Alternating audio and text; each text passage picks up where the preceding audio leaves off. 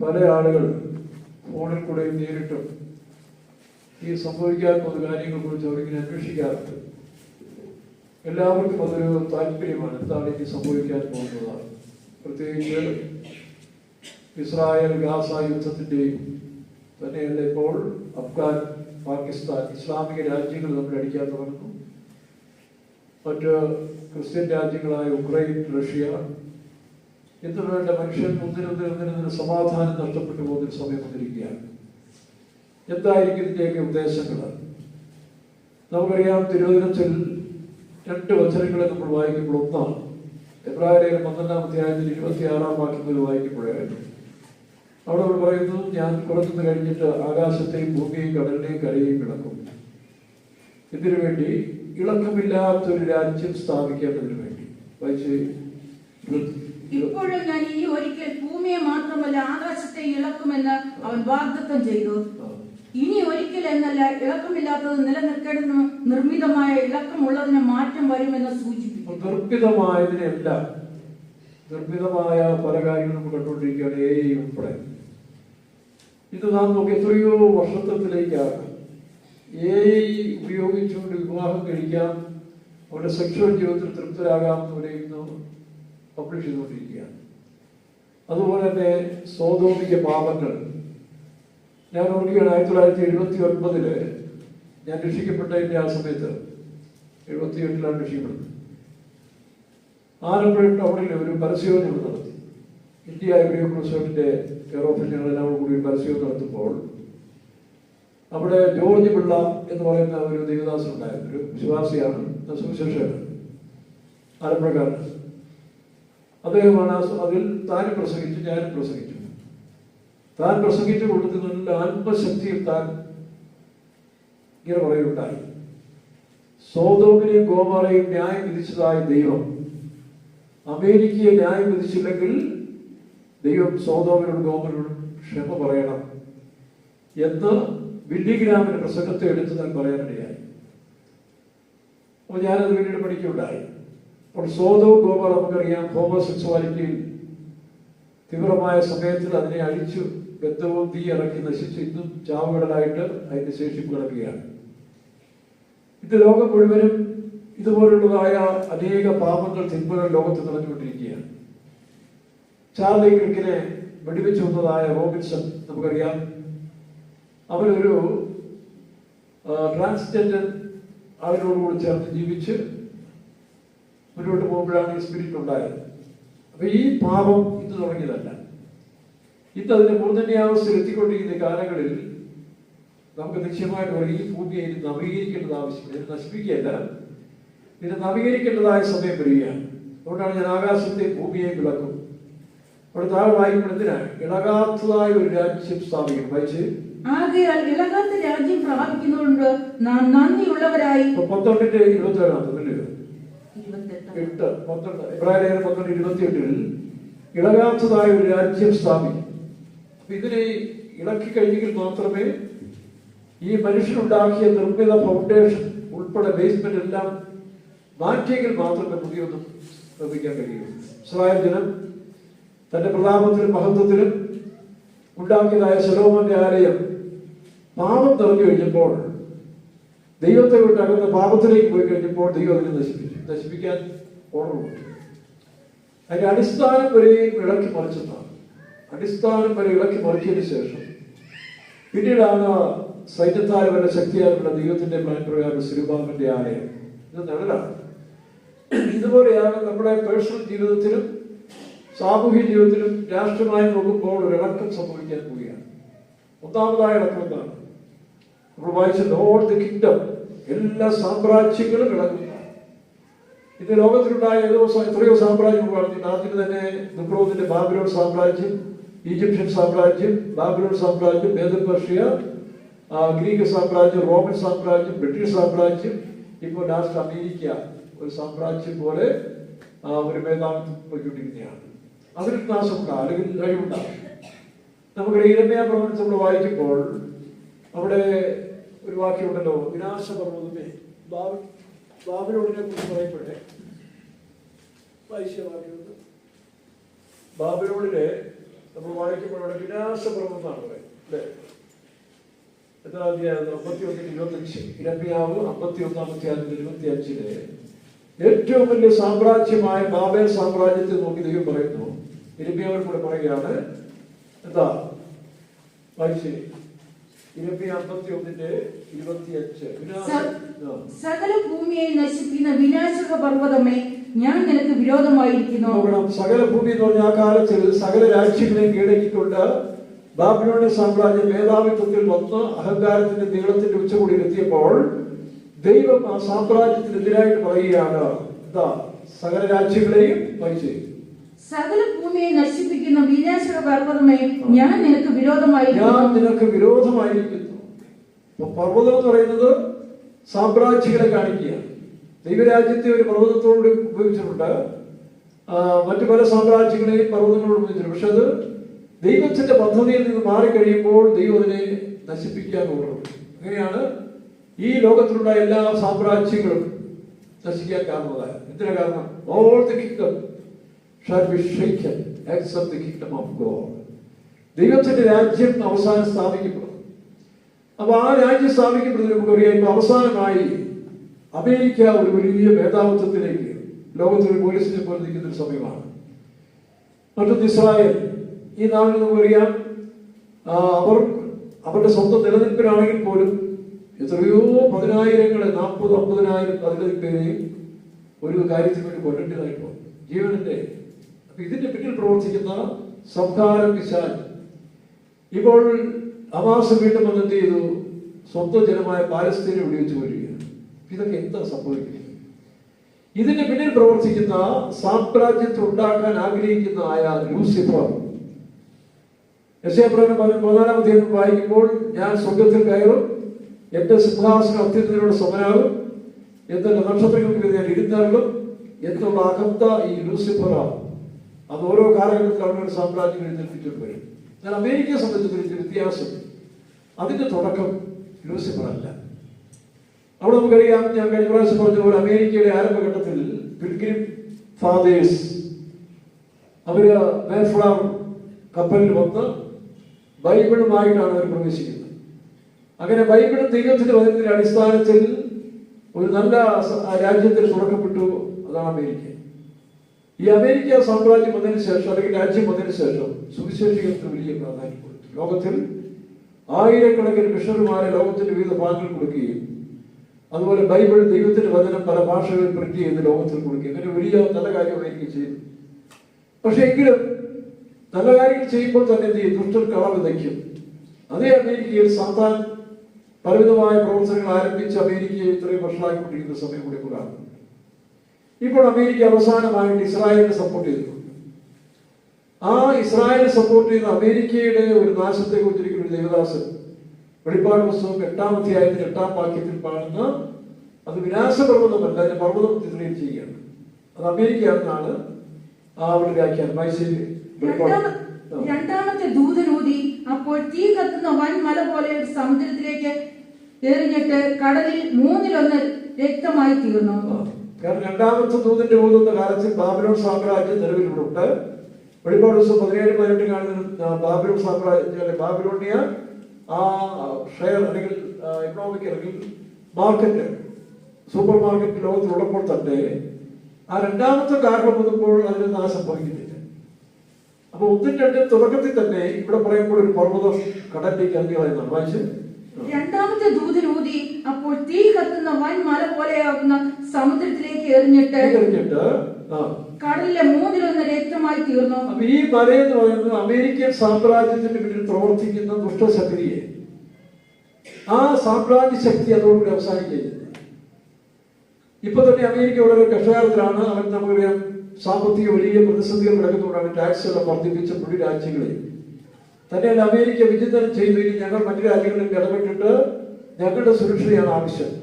Charlie Crick പറഞ്ഞ പോലെ ലോകത്തുള്ളവരെല്ലാം പിടിച്ച് ഇവിടെ ജോലി കൊടുക്കുകയും ഇവിടുത്തെ ജോലി ഇല്ലാതെ വരികയും ചെയ്യുന്ന ഈ അവസ്ഥകൾക്ക് മാറ്റം വരണമെന്ന് അവർ ചിന്തിച്ചു തുടങ്ങി. അപ്പൊ അവര് തങ്ങളിലേക്ക് ഉൾവലിയുകയാണ്. അവരിലേക്ക് അത് ഉൾവലിച്ചുകൊണ്ടിരിക്കുന്ന ഒരു കാലമാണ് അകത്തേക്ക്. അപ്പൊ തങ്ങളുടെ ശക്തികൾ അല്ലെങ്കിൽ സാമ്രാജ്യങ്ങൾ മുന്നോട്ട് കൊണ്ടുപോകാതെ പോകുന്നൊരു കാലമാണ്. പക്ഷെ ഇസ്രായേൽ അമേരിക്കയോടൊരു വിശ്വാസമാണ്. ഇസ്രായേൽ വലിയ വിശ്വാസം അമേരിക്ക ഉള്ളിടത്തോളം കാലം ഇസ്രായേൽ വലിയ നിലനിൽപ്പുണ്ട് എന്നാണ് അവർ വിശ്വസിക്കുന്നത്. നേരത്തെ യൂറോപ്യൻ രാജ്യങ്ങൾ ഇംഗ്ലണ്ട്, ഫ്രാൻസ് വകയും ഇറ്റലി അമേരിക്കയോട് ഇസ്രായേലിനോട് സപ്പോർട്ട് ആയിരുന്നെങ്കിലും ആ രാജ്യങ്ങളെല്ലാം പിന്മാറിക്കഴിഞ്ഞു. അവർ ഇസ്രായേലിന്റെ സപ്പോർട്ട് പിൻവലിച്ചു. ഇനി തന്നെ പിൻവലിക്കാതിരിക്കുന്ന ഏക രാജ്യം അമേരിക്കയാണ്. ഈ അമേരിക്ക എന്ത് സംഭവിക്കും? അമേരിക്കയും ഇസ്രായേലിനെ കൈവിടും. എവിടെ എഴുതിയിരിക്കുന്നത്? യിരെമ്യാ 30-ാം അധ്യായത്തിന്റെ 13-ാം വാക്യം വായിച്ച്. യിരെമ്യാ 30:13. നിന്റെ സ്നേഹിതന്മാർ നിന്റെ വ്യവഹാരം നടത്തുവാൻ ആരുമില്ല. എന്താ കാരണം? 8-ാം വാക്യം വായിക്കുമ്പോഴേ ഇസ്രായേൽ ഒരു വലിയ പ്രതിസന്ധി, കഷ്ടകാലം വരാൻ പോവുകയാണ്. ഇപ്പോൾ ഇസ്രായേൽ നമുക്കറിയാം, തീവ്രവാദ സംഘങ്ങളെല്ലാം പല സ്ഥലങ്ങളിൽ അടിച്ചൊതുക്കി വെച്ചിരിക്കുകയാണ്. അതും ഒരു വചനത്തിന്റെ നിവർത്തീകരണമാണ്.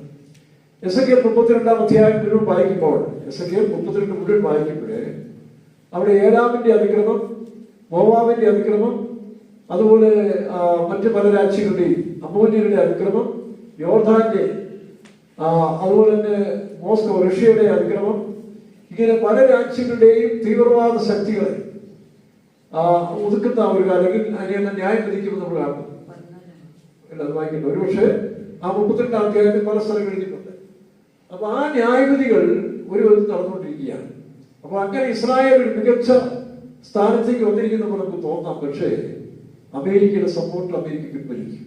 കാരണം ലോകരാജ്യങ്ങളിൽ എതിരായി വരുന്നതുകൊണ്ട് മാത്രമല്ല, അമേരിക്കയുടെ ഫിനാൻഷ്യൽ ശക്തി, അവരുടെ സൈന്യ ശക്തിയെല്ലാം കുറഞ്ഞുകൊണ്ടിരിക്കുന്നത്. അതുകൊണ്ടാണ് അവർ തന്നെ മനസ്സിലാക്കിക്കൊണ്ട് ഉൾപ്പെടുകയാണ്.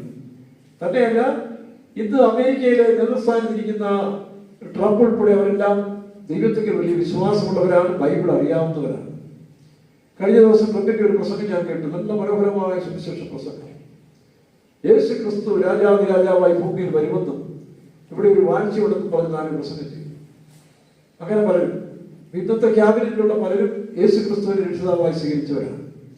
അപ്പൊ ബൈബിൾ അറിയാവുന്നവർക്ക് അറിയാം, അവസാന കാലങ്ങളിൽ ഞങ്ങളല്ല ഇസ്രായേലിനെ സഹായിക്കേണ്ടതാണ് എന്ന് മനസ്സിലാക്കിയിരിക്കുന്നതുകൊണ്ടും അവരും പിൻവാങ്ങുവാൻ തയ്യാറായിക്കൊണ്ടിരിക്കുകയാണ്. പക്ഷെ ഇസ്രായേൽ അത് ഗ്രഹിക്കുന്നില്ല. ഇസ്രായേൽ തന്റെ സ്വന്തം ടെക്നോളജിയിലും അവരുടെ ഫിനാൻഷ്യൽ സൗണ്ടിലും അവരുടെ യഹൂദന്മാർ തിരിച്ചു വരുന്നതിലും അമേരിക്കയുടെ സപ്പോർട്ടും ഒക്കെ തങ്ങൾ ഇപ്പോഴും ഒരു ബലമായിട്ട് കണ്ടുകൊണ്ടിരിക്കുകയാണ്. എന്നാൽ 30-8 വായിച്ച്. അന്ന് ഞാൻ അവന്റെ മുഖം നിന്റെ കഴുത്തിൽ നിന്ന് ഓടിച്ച്. 30-8. അന്ന് ഞാൻ അവന്റെ മുഖം നിന്റെ കഴുത്തിൽ നിന്ന് ഓടിച്ച് ബന്ധനങ്ങളെ അറുത്തു കളയും. അന്യന്മാർ ഇനി അവനെ കൊണ്ട് സേവ ചെയ്യുകയുമില്ല എന്ന് സൈന്യങ്ങളുടെ യാക്കോബിന്റെ കഷ്ടകാലം. എത്ര? യിരെമ്യാവാണോ? യിരെമ്യാ 30:7. ആ നാൾ പോലെ വേറെ ഇല്ലാതെ വണ്ണം അത് വലുതായിരിക്കും. യഹോവയുടെ ദിവസം ഇല്ലേ? കോപ ദിവസത്തില്ലേ? യഹോവയുടെ നാൾ എന്ന് നമ്മൾ വായിക്കുന്നുണ്ട്. യഹോവയുടെ നാൾ വായിക്കാം. ആ നാൾ പോലെ വേറെ ഇല്ലാതെ വണ്ണം അത് വലുതായിരിക്കുന്നു. കഷ്ടം, അത് യാക്കോബിന്റെ കഷ്ടകാലം തന്നെ. നോക്കണം, അത് യാക്കോബിന്റെ കഷ്ടകാലം തന്നെ.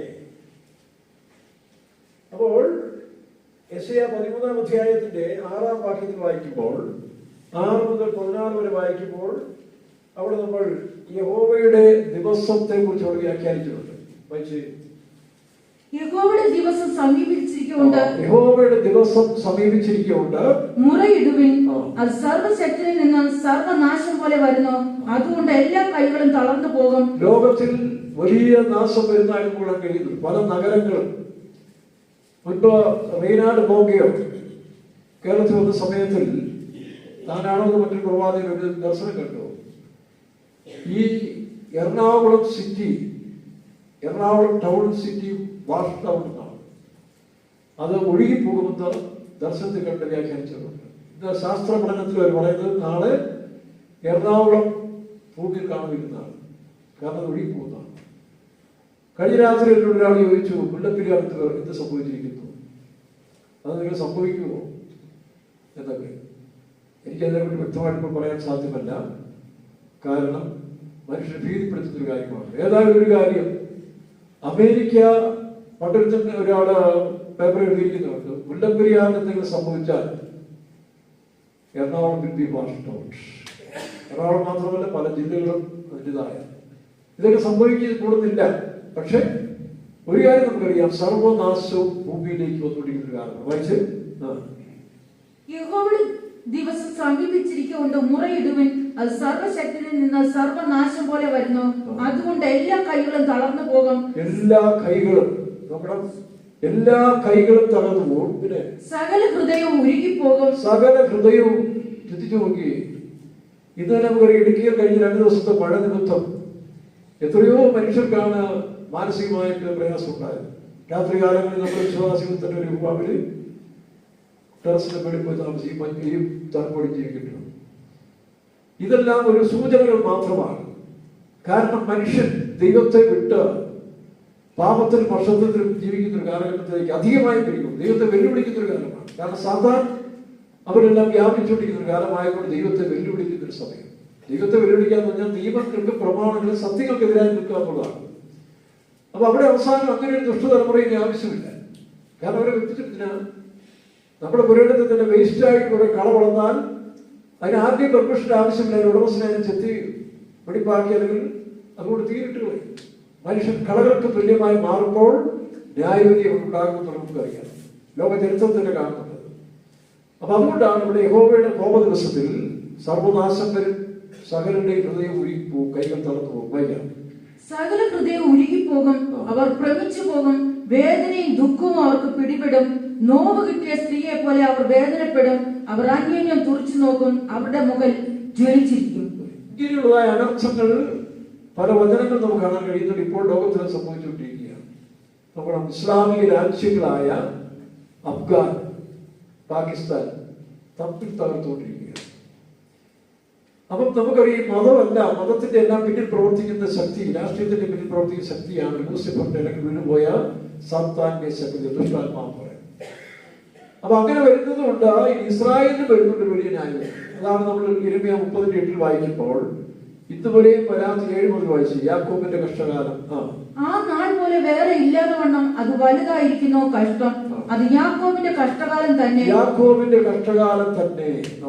അങ്ങനെ ഒരു കാലം ഇതുവരെ ഇസ്രായേൽ വന്നിട്ടില്ല. ഉണ്ട് AD 70 ബാബിലോൺ രാജ്യം അല്ലെങ്കിൽ BC 660 ഉണ്ടായെങ്കിലും ഇത് അതിനേക്കാൾ വലിയ കഷ്ടമാണ്. ഇതിനാണ് ഇസ്രായേൽ അവിടെ വീണ്ടും ഒരു ചെതറിക്കുണ്ടാകും. പല രാജ്യങ്ങളിലേക്ക്, യോർദാൻ പോലെ രാജ്യങ്ങളിൽ പോയി അഭയം തേടും. സൈപ്രസ്, ഇപ്പോഴേ അവര് സൈപ്രസിലെല്ലാം പോയി മനസ്സിലാക്കിയ യഹൂദന്മാര് കുപ്രോസ് എന്ന് പറയുന്ന നമ്മുടെ ബൈബിളിന്റെ സൈപ്രസ് രാജ്യത്തിൽ പോയി അഭയം തേടിയിരിക്കുക പല രാജ്യങ്ങളിൽ. കാരണം ഇങ്ങനെയുള്ള സംഭവങ്ങൾ ഉണ്ടാകുമെന്ന് ബൈബിൾ പഠിച്ച യഹൂദന്മാർക്ക് അറിയാം. അങ്ങനെ ഒരു കഷ്ടകാലം അവർ പ്രതീക്ഷിക്കുന്നുണ്ട്. പക്ഷേ തിരുവചനം അറിയാത്ത യഹൂദന്മാർക്ക് അത് പറഞ്ഞിരിക്കുകയാണ്. വായിക്കാം.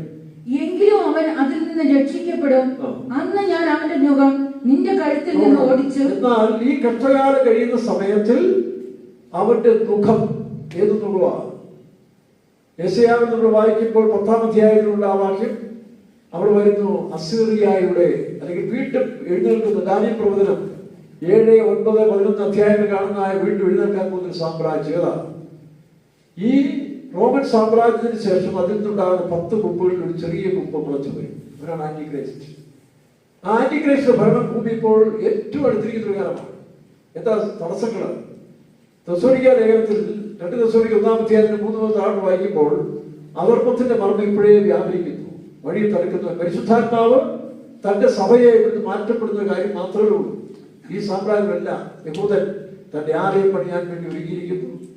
അപ്പോൾ അവന് ആലയത്തിന് സപ്പോർട്ട് ചെയ്യാൻ വേണ്ടി ഒരു നേതാവ്, ലോക നേതാവ് വന്ന് അതിന് അനുവാദം കൊടുക്കും. അവർ വിശ്വസിക്കാൻ ചെയ്യാം. കഴിഞ്ഞ ദിവസങ്ങളിൽ ചില കുടുംബങ്ങൾ, യഹൂദ അല്ലെങ്കിൽ ഇസ്രായേലിലുള്ള ചില കുടുംബങ്ങൾ, നല്ല യഹൂദന്മാരായ ചെറുപ്പക്കാരായ ഭാര്യ ഭർത്താക്കന്മാർ കുഞ്ഞുങ്ങൾ ഇവിടെ വന്നിരുന്നു. 2-3 ഫാമിലി പല പ്രാവശ്യമായിട്ട് വന്ന് എന്നോട് സംസാരിച്ചു. അവർക്കൊരു മെസ്സിയെ കാത്തിരിപ്പുണ്ട്. അപ്പൊ എന്നോട് ഒരാൾ ചോദിച്ചു, ഇസ്രായേലിൽ എന്നാ വരുന്നു ചോദിച്ചു. ഞാൻ പറഞ്ഞു, വരുന്നുണ്ട്, ഞങ്ങളെ അറിയിക്കണം കേട്ടോ, എന്തെങ്കിലും സഹായം ചെയ്യാം. ഞാൻ പറഞ്ഞു, ഇല്ല, ഇപ്പോഴല്ല, ഞങ്ങളുടെ രാജകുമാരൻ കൂടെ വരണം. അതായത് നിങ്ങളുടെ വാഗ്ദത്ത മെസ്സിയായ യേശു ക്രിസ്തു അവൻ വരും. ആ യേശുവുമായിട്ട് ഞങ്ങൾ വരുന്നുണ്ട്. 1000 വർഷം നിങ്ങളുടെ രാജ്യത്തിൽ ഞങ്ങൾക്കൊരു ഭരണമുണ്ടെന്ന് പറഞ്ഞു. അപ്പോൾ കേൾക്കാൻ സാറിനോട് ഇഷ്ടപ്പെട്ടു. കുറെ കാര്യങ്ങൾ പറഞ്ഞാൽ പുസ്തകം കൊടുത്തു. അപ്പൊ പ്രിയരെ, ആ രാജ്യം സ്ഥാപിക്കുന്നതിന് മുൻപ് ഇതെല്ലാം ഇളകേണ്ടത് ആവശ്യമാണ്. എല്ലാ രാജ്യങ്ങളും സാമ്രാജ്യങ്ങളും ഇളകും. ആ ഇളക്കത്തിന്റെ ഒരു ഭാഗമാണ് ഇന്നത്തെ കേരളത്തിലെ ഇന്നത്തെ ഭരണവും. നമ്മുടെ മുഖ്യമന്ത്രി പിണറായി വിജയനെ കുറ്റം പറഞ്ഞൊരു കാര്യമില്ല. പിണറായി വിജയനല്ല, ഇതിന്റെ പിന്നിലേക്ക് ഒരു സ്പിരിറ്റാണ്. അല്ലെങ്കിൽ BJP സർക്കാരിന്റെ പ്രവർത്തിക്കുന്ന ഒരു സ്പിരിറ്റാണ്. അപ്പൊ ഇതെല്ലാം ഇങ്ങനെ സംഭവിക്കണം. ജനാധിപത്യം തകർന്നടിയേണ്ട കാര്യം കഴിഞ്ഞു, അതിന്റെ കാലം കഴിഞ്ഞു. കാരണം ഈ രാജാക്കന്മാരുടെ കാലത്ത് ദാരിദ്ര്യത്തിന്റെ ദർശനം പോലെ കളിമണ്ണും ഇരുമ്പും സംയോജിക്കുന്നത് പോലെ പാർട്ടികൾക്ക് ആദർശമില്ലാതെ ആശയമില്ലാതെ കാര്യസാധ്യത്തിന് വേണ്ടി അങ്ങോട്ടും ഇങ്ങോട്ടും അല്ലേ മതേതരത്വമെന്നും മതവിരോധികളെന്നും എല്ലാം പറയുന്ന ആളുകൾ ഇന്നത്തെ നമ്മൾ കണ്ടില്ലേ. സാമ്രാജ്യത്തിനുടെ കസേരയ്ക്ക് വേണ്ടി ആരുമായിട്ട് അവരുടെ ആദർശങ്ങൾ പരിഗണിച്ചുകൊണ്ട് കസേര നിലനിർത്താൻ വേണ്ടിയുള്ളതായ വ്യാപം അത് കേരളത്തിൽ നടന്നുകൊണ്ടിരിക്കുകയാണ്. എല്ലായിടത്തും ഇന്ത്യയിലും ആദർശങ്ങൾ ജനാധിപത്യ സംരക്ഷണം മാറ്റിക്കളഞ്ഞു. അതെന്തേ കാറ്റിലെറിഞ്ഞു കഴിഞ്ഞു. കാരണം എന്താ?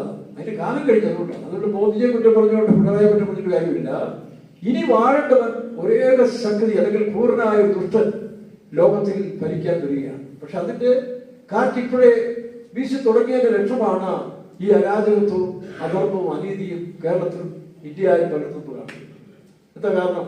സൂര്യൻ ഉദിച്ചു വരുന്നതിന് മുമ്പേ സൂര്യനെ നമ്മൾ കാണുന്നതിന് മുമ്പേ എന്റെ പ്രകാശം പതുക്കെ പതുക്കെ ഭൂമിയിലേക്ക് വരും.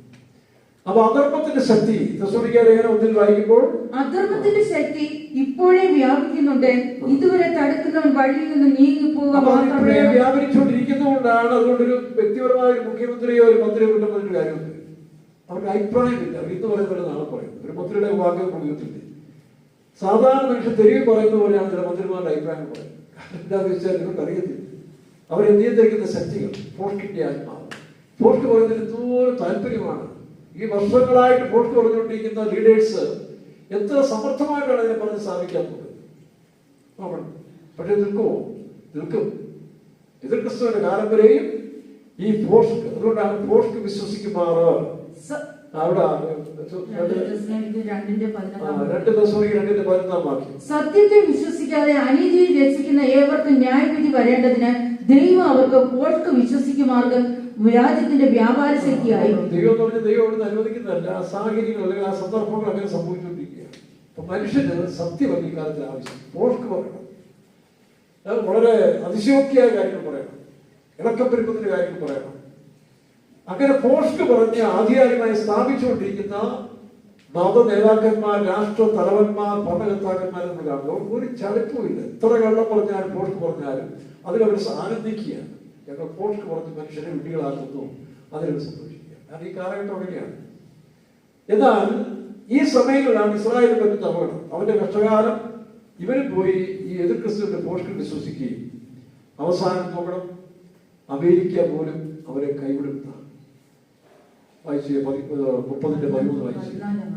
നിന്റെ സ്നേഹിതന്മാരൊക്കെ 30:13-14 നിന്റെ വ്യവഹാരം നടത്തുവാൻ ആരുമില്ല. അവസാനം ഇസ്രായേൽ ഒറ്റപ്പെടും കേട്ടോ. ഇന്ന് കാണുന്ന ഇസ്രായേൽ എല്ലാവരും അല്പം താമസിക്കാതെ തന്നെ ഇസ്രായേലിനെ എല്ലാവരും കൈവിടും.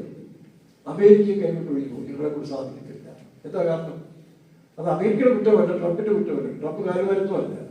കാരണം തിരുവനന്തപുരം കറക്റ്റായി എഴുതിയിട്ടുണ്ട്. ഇവിടുത്തെ വായിക്കുന്നത് നിന്റെ വ്യവഹാരം നടത്തുവാൻ ആരുമില്ല. ലോകം മുഴുവൻ ഇസ്രായേലിനെതിരായിട്ട് മാറും. വായിക്കാം. നിന്റെ മുറിവിനിടുവാൻ മരുന്നും കുഴമ്പുമില്ല. ഇല്ല. ഇസ്രായേലിനെ ആശ്വസിപ്പിക്കാൻ ആരുമില്ല. കാരണം ഇപ്പൊ നമുക്കറിയാം ഇസ്രായേല് തങ്ങളുടെ നിലനിൽപ്പിന് വേണ്ടി കുറെ പേരെ കൊന്നപ്പോൾ അതെല്ലാം വലിയ ചർച്ചാ വിഷയമായി. പക്ഷെ ഹമാസ് പാലസ്തീൻകാരെ സ്വന്തം ജനത്തെ വെടിവെച്ചു വന്നിട്ട് ഈ സോഷ്യൽ മീഡിയയോ ഈ വക്താക്കൾക്കൊന്നും അനുഭവം. നൈജീരിയയിൽ 100 വിശ്വാസികളെ കൊണ്ടുടക്കിയിട്ട് കേരളത്തിലെ മാഫിയ അല്ലെങ്കിൽ മാപ്രകൾ അവർക്ക് യാതൊരു വിഷയമില്ല. പക്ഷെ ഈ പറഞ്ഞ നെഗറ്റീവ് സെൻസിൽ ലൂസിഫറിന്റെ ശക്തി വ്യാപരിക്കുന്ന എവിടെയെങ്കിലും നടന്നാൽ ഇവരോടെ കൂട്ടിപ്പിടിച്ചുകൊണ്ട് അതിന് വലിയ അതിശോക്തിയായ കാര്യങ്ങളായിട്ട് മാറ്റും. കാരണം അത് ആ വ്യക്തികളുടെ കുറ്റമല്ല, ആ സ്പിരിറ്റ് ഇപ്പോഴേ വ്യാപിച്ചുകൊണ്ടിരിക്കുകയാണ്. ഇനി അത് ശക്തിപ്പെട്ടുകൊണ്ടേയിരിക്കത്തുള്ളൂ. അതാണ് അനർത്ഥത്തിന്റെ കാലം എന്ന് പറയുന്നത്. തേർഡ് വായിക്കാം. നിന്റെ സ്നേഹിതന്മാരൊക്കെ നിന്നെ മറന്നിരിക്കുന്നു. നിന്റെ സ്നേഹിതന്മാർ ആരാ? സ്നേഹിതന്മാര് നാറ്റോ കക്ഷികള്, സഖ്യകക്ഷികള്, അമേരിക്ക, ബ്രിട്ടൻ, ഫ്രാൻസ്, ഇറ്റലി, ഇതെല്ലാം അവന്റെ സഖ്യകക്ഷികളാണ്. ആ സ്നേഹിതന്മാർ ഇന്ന് അമേരിക്ക ഒഴിച്ച് ബാക്കി എല്ലാ സ്നേഹിതന്മാരും ഇസ്രായേലിനെ താല്പര്യം. ഇനി അമേരിക്കയിൽ താമസിക്കാതെ വായിക്കാം. നിന്റെ അകൃത്യത്തിന്റെ ആധിക്യ നിമിത്തവും നിന്റെ പാപത്തിന്റെ പെരുപ്പ നിമിത്തവും ഞാൻ നിന്നെ ശത്രു അടിക്കുന്നത് പോലെയും ക്രൂരൻ ശിക്ഷിക്കുന്നത് പോലെയും അടിച്ചിരിക്കൊണ്ട് അവർ നിന്നെ നോക്കുന്നില്ല. അപ്പൊ ദൈവത്തിന്റെ കാര്യം ഇടപെടുന്നതുകൊണ്ടാണ് ഇങ്ങനെ സംഭവിക്കുന്നത്. ഇസ്രായേലിനെതിരായിട്ട് എന്തെങ്കിലും ഒരു ലേഖനം എഴുതിയാൽ സോഷ്യൽ മീഡിയ പറഞ്ഞാൽ ഓർത്തോണം, ഇതിന്റെ ഏറ്റവും ദൈവത്തിന്റെ കൈയുണ്ട്. കാരണം തന്റെ ജനമായ ഇസ്രായേൽ തങ്ങളിൽ മാത്രം, ദൈവത്തിൽ മാത്രം ആശ്രയിക്കേണ്ട ഒരു ജനമാണ്. യിരെമ്യാ 7:17 വായിക്കുമ്പോൾ യഹോവയിൽ ആശ്രയിക്കുകയും യഹോവ തന്നെ ആശ്രയമായിരിക്കുകയും. 17:7 യഹോവയിൽ ആശ്രയിക്കുകയും യഹോവ തന്നെ ആശ്രയമായിരിക്കുകയും ചെയ്യുന്ന മനുഷ്യർ. അത് വിട്ടിട്ട് അവരുടെ ടെക്നോളജിയിൽ, അവരുടെ സാമ്പത്തിക വികസനം, അവരുടെ സൈനിക ശക്തി, ഇതിലേക്കൊക്കെ ഇസ്രായേൽ പോയിരിക്കുകയാണ്. രണ്ടാം അമേരിക്കൻ സപ്പോർട്ട്. അതുകൊണ്ടാണ് ദൈവം ശരി വിട്ടുകൊടുത്തിരിക്കുക. അവസാനം വരുമ്പോൾ അമേരിക്ക എല്ലാം പോയി അവർ കൈവിടപ്പെട്ടു പോകും, നിരാശരായിത്തീരും. ഈ സമയം വലിയ അടിമകൾക്കുണ്ടാകും, വലിയ സംഹാരങ്ങൾ ഇസ്രായേലുണ്ടാകും. ഒരു മനുഷ്യൻ നെഞ്ചത്ത് കൈവയ്ക്കത്തുകൊണ്ട് അല്ലെങ്കിൽ പ്രാപ്തി പിടിക്കത്തുകൊണ്ട് ഇസ്രായേൽ വലിയ നാശമുണ്ടാകും. ആ സമയങ്ങളിലാണ് നമുക്കറിയാം അവസാനത്തിൽ ഇസ്രായേൽ മനസ്സിലാവുന്ന ചതിക്കപ്പെട്ടു, വഞ്ചിക്കപ്പെട്ടു. മശിഹായല്ല ഈ ആന്റിക്രൈസ്റ്റ്, എതിർ ക്രിസ്തു മശിഹായല്ല, അവൻ ഞങ്ങളുടെ വിരോധിയാണ്, സാത്താനാണ് മനസ്സിലായി കഴിയുമ്പോൾ ഇവർക്കുണ്ടാകുന്ന പീഡനത്തിന്റെ കാഠിന്യ നിമിത്തം ദൈവത്തിലേക്ക് നിലവിളിക്കും. അപ്പോഴാണ് സക്കറിയാ വായിക്കുമ്പോൾ കൃത്യമുക്കിലേക്ക് നോക്കി രക്ഷപ്പെടും. 13 12:13 12:7 10 വാക്യം. ഞാൻ ദാവീദ് ഗൃഹത്തിന്മേലും യെരൂശലേം നിവാസിയുടെ മേലും കൃപയുടെയും യാചനയുടെ ആത്മാവിനെ പകരം. രണ്ട് ആത്മാവ് ആ കാലങ്ങളിൽ ഏതാ? ഈ ഇസ്രായേൽ ഈ കാഠിന്യമേറിയ അവസ്ഥകൾ കൂടെ പോകുന്ന സമയത്തിൽ, ഒരു മനുഷ്യനും ഇസ്രായേലിനെ രക്ഷിപ്പാൻ കഴിയില്ലാത്ത സമയത്തിൽ രണ്ട് ആത്മാവ്, ഒന്ന് യാചനയുടെയും ഒന്ന് കൃപയുടെ ആത്മാവിനെ പറയുന്നതാണ്. അപ്പൊ യാചനയും കൃപയും, അതാണ് ഏലിയാവ് ആരോഗ്യം നമ്മൾ പറയുന്നത്. അത് ഏലിയാവ് ആരോഗ്യം വരാനാണ് സാധ്യതയില്ലെങ്കിൽ അതുപോലെ രണ്ട് പ്രവാചകന്മാർ വരും. എന്താ കാരണം? ഒരാൾ കൃപ, നോഹയ്ക്ക് കൃപ ലഭിച്ചു, ആനോക്കിന് കൃപ ലഭിച്ചു, ദൈവത്തോട് നടന്നു. അപ്പൊ ദൈവത്തോട് നടന്നത് കൃപയാലാണ്. അപ്പൊ കൃപയുടെ ആത്മാവിനെ പറ്റി വ്യാപരിക്കാൻ ആനോക്കിനെ പോലെ ഒരു പ്രവാചകനോ ആ കാലത്ത് ഉണ്ട്. യാചന, ഏലിയാവ് ന്യായപ്രമാണ കാലത്തിൽ അവിടെ കൃപയല്ല, യാചിക്കുകയാണ്. ഇസ്രായേലിന്റെ വീണ്ടെടുപ്പിനും തീയിറക്കുവാൻ വേണ്ടി ഏലിയാവ്, അതുകൊണ്ടാണ് ഏലിയാവിന്റെ ആത്മാവ് എന്ന് പറയുന്നത്. അത് ഏലിയാവ് ആരെങ്കിലും പറഞ്ഞ നമുക്കൊന്നും തർക്കിക്കേണ്ട ആവശ്യമില്ല. ഏലിയാവ് ആനോക്കെന്ന് പറയുന്നതിന് കാരണം അവർ രണ്ടുപേരും മരിച്ചിട്ടില്ല, മരണം കാണാൻ എടുക്കപ്പെട്ടുകൊണ്ട് ഒരിക്കൽ പരിചയം പിമ്പ് ന്യായവിധി മനുഷ്യർ നിയമിച്ചിരിക്കുന്നതിനാൽ അവർ വരുമെന്ന് ആ ഉപദേശമാണ് നമ്മളിൽ പറയുന്നത്. ഇനി അത് വേറെ ആരും നമുക്ക് വിഷയമല്ല, പക്ഷെ വചനത്തിൽ കാണുന്നു. അപ്പൊ കൃപയുടെയും യാതൊരുടെയും ആത്മാവിനെ പകരുമെന്ന് വെളിപ്പാട് പുസ്തകം 11-ാം അധ്യായത്തിലാണ് രണ്ട് പ്രവാചകന്മാർ, രണ്ട് അഭിഷിക്തന്മാർ ആ കാലത്തിൽ ഇസ്രായേൽ ഒന്ന് പ്രസംഗിച്ചുകൊണ്ടിരിക്കും. കാരണം ഇവരുടെ ഹൃദയത്തെ ക്രിസ്തുവിലേക്ക് നടത്തണം. ഈ എതിർ ക്രിസ്തുവിന്റെ പിടിയിൽപ്പെട്ടിരിക്കുന്ന ജനത്തെ വീണ്ടും ക്രിസ്തുവിലേക്ക് കൊണ്ടുവരാൻ വേണ്ടി ഈ രണ്ട് പ്രവാചകന്മാർ ആ കാലത്തിലൂടെ പ്രസംഗിക്കും. അങ്ങനെ പ്രസംഗിക്കുന്ന കാലത്തിൽ എതിർ ക്രിസ്തുവിന്റെ ശത്രുക്കളാണ് ഇവർ. ഇവരുടെ പ്രവചനകാലം കഴിയുമ്പോൾ എതിർ ക്രിസ്തുവിനെ കൊന്ന് യെരൂശലേമിന്റെ വീതികളിൽ കാണും. അന്നത്തെ നമ്മൾ വീട്ടിൽ നിന്ന് ടെലിവിഷൻ കാണേണ്ട ആവശ്യമില്ല കേട്ടോ. ഈ ആകാശം തന്നെ സ്ക്രീനാക്കി മാറ്റുകയാണ്. ഇപ്പൊ ചന്ദ്രനോടത്ത് വിളിച്ചാൽ ഒരു ഭൂപടങ്ങളുള്ളവർക്കെല്ലാം കാണാറുണ്ട്, മറ്റു പകൽ സമയത്തും മറ്റ് ഓപ്പോസിറ്റ് സൈഡ്. ഇതുപോലെ രണ്ട് സ്ക്രീൻ ആകാശങ്ങളിൽ, ഈ രണ്ട് സ്ക്രീൻ സ്ഥാപിച്ചാൽ മതി, മുഴു ലോകവും കാണുന്നതാണ്. ആ ഒരു സമയം 3.5 ദിവസം മുഴു ലോകവും കാണുന്നതാണ്. പ്രത്യേകിച്ച് AI സംവിധാനങ്ങളുള്ള കാലത്തിൽ അതൊന്നും വലിയ വിഷയമില്ല. അപ്പൊ അങ്ങനെ 3.5 ദിവസം കാണും. 3.5 ദിവസം കഴിയുമ്പോൾ അവരുടെ ജീവൻ വരികയും അവരുടെ ആത്മാവ് ശരീരം ഉയർക്കുകയും സ്വർഗത്തിലേക്ക് പോവുകയും ചെയ്യുന്നതാണ്. അപ്പൊ ഈ പ്രവാചകന്മാരുടെ കാലത്തിൽ ഈ യഥാർത്ഥ മശിഹയെ കുറിച്ച് ബോധ്യം വരുത്തുമ്പോൾ തങ്ങൾ കുത്തിയിട്ടുള്ളവരിലേക്ക് അവർ നോക്കും. ആരെയാണ് അവർ കുത്തിയത്? യേശു ക്രിസ്തുവിനെ നോക്കണം. താൻ ജനിച്ചപ്പോൾ തൊട്ട് വാക്കുകൊണ്ട് കുത്തി, അവസാനം കുത്തം കൊണ്ട് കുത്തി, തന്നെ ക്രൂശിച്ചു. ഈ ക്രൂശിക്കപ്പെട്ടവരാണ് ഞങ്ങളുടെ വാഗ്ദത്ത മശിഹ എന്നുള്ളതായ അറിവ്. അന്നാണ് ആ അറിവിലേക്ക് വരാൻ വേണ്ടിയാണ് രാജ്യങ്ങൾ എല്ലാവർക്കും എതിരാണ്. ഞാൻ എവിടെങ്കിലും ഒരു സപ്പോർട്ട് ഉണ്ടെങ്കിൽ അവരെന്ത് ചെയ്യും? ദൈവത്തെ ആശ്രയിക്കുന്നു. ഇത് നമ്മൾ ചിന്തിക്കുന്ന പോലല്ല. ഇസ്രായേലിൽ 60% പേരും സത്യദൈവത്തെ അറിയാത്തവരായി ജീവിക്കുക. 60%. 20%-ന് ഒരു ദൈവമില്ല, അഭിപ്രായമൊന്നുമില്ല, മറ്റൊരു ദൈവത്തിനെതിരായിട്ടാണ്. 20% മാത്രമേ സത്യദൈവത്തിന് ശരിയായ വിശ്വാസം അർപ്പിച്ച് ഇസ്രായേൽ ജീവിക്കുന്നു.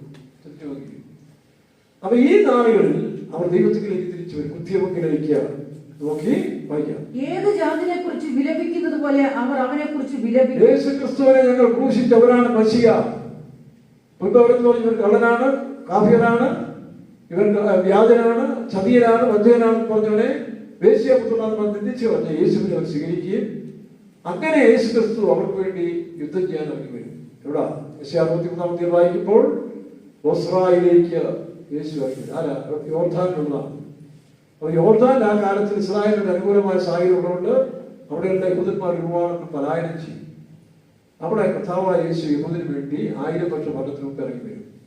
അതാണ് സംഭവിക്കാൻ പോകുന്നത്. അപ്പോൾ ഇങ്ങനെ അമേരിക്ക ഇസ്രായേലിനെ കൈവിട്ടാൽ അവിടെ അനുതാപിച്ചു കഴിയുമ്പോൾ അവര് യേശു ക്രിസ്തുവിലേക്ക് മടങ്ങി വരികയും രക്ഷത്തിൽ നമുക്കെന്താ പഠിക്കേണ്ട ആവശ്യം? പ്രിയരെ, നാമും ലോകത്തിന്റെ സമൃദ്ധിയും ലോകത്തിന്റെ ജ്ഞാനവും എല്ലാം നമ്മളിൽ അധികരിച്ചു വരികയാണ്. ഇത് നമുക്കും അവസാനം ഇതൊന്നും നമ്മളെ സഹായിക്കാൻ സാധിക്കില്ല. ഈ കാണുന്ന സോഷ്യൽ മീഡിയയോ ഈ പറഞ്ഞ സംവിധാനങ്ങളോ ഇന്നത്തെ ടെക്നോളജികളൊന്നും നമുക്ക് സഹായിക്കില്ല.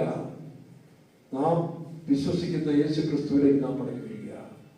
നാം വീണ്ടും അങ്കിലേക്ക് വരിക. ഏകജാതിന് വേണ്ടി നിലവിളിച്ച പോലെ കാരണം ഗലാത്യലേഖനം 3-4 വാക്യത്തിൽ വായിക്കുമ്പോൾ ക്രിസ്തു നിങ്ങളിൽ ഉരുവാകുമ്പോഴും വീണ്ടും ഞാൻ ഗർഭോദരപ്പെടുന്നതാണ്.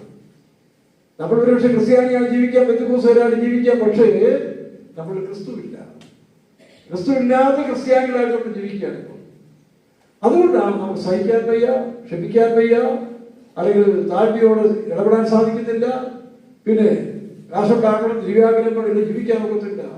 യേശുവിൽ വിശ്വസിക്കുന്നവരെന്നോടെ ഉള്ളതോട് തൃപ്തിപ്പെടും, ബാക്കി ദൈവം നോക്കിക്കോളും. അങ്ങനെ പറയുന്നുണ്ടല്ലോ, എന്റെ ദൈവം നോക്കിക്കോളും. ദൈവം എന്നെ ദൂരെ കെട്ടിത്തരുമോ എന്ന് ചോദിച്ചു. ഒരാൾ സംസാരിക്കുകയും പറയുമോ എന്നെ ദൂരെ കെട്ടിത്തരുമോ? ദൈവത്തിന് ദൂരിന്റെ ആവശ്യമില്ല. ദൈവത്തിന് ഒരു കാര്യം തരാൻ ദൂരിന്റെ ആവശ്യമില്ല. അവൻ മാരി പോലെ നോക്കണം, മാരി പോലെ തന്റെ അനുഗ്രഹങ്ങൾ പിരിവുന്നതാണ്. അപ്പൊ ആ വിശ്വാസമാണ് നമ്മൾ ദൈവത്തിന്റെ വചനത്തെ നമ്മൾ ശരിയായി പഠിക്കണം. അവിടെ പ്രിയരെ, നിങ്ങൾ വഞ്ചിക്കപ്പെടാതിരിക്കണമെങ്കിൽ പെന്തക്കോസ്തുകാരെ, പ്രിയപ്പെട്ട ദൈവജനമേ, നിങ്ങൾ ദൈവത്തിലേക്ക് യേശുവിലേക്ക് മടങ്ങി വരികയും തിരുവചനം നന്നായിട്ട് പഠിക്കണം, അത് വിശ്വസിക്കണം. അവർക്ക് മാത്രമേ സമാധാനം. ഏത് അനർത്ഥത്തിൽ കാലങ്ങൾ നമ്മൾ പാടുന്നുണ്ടോ? അനർത്ഥത്തിൽ ദിനം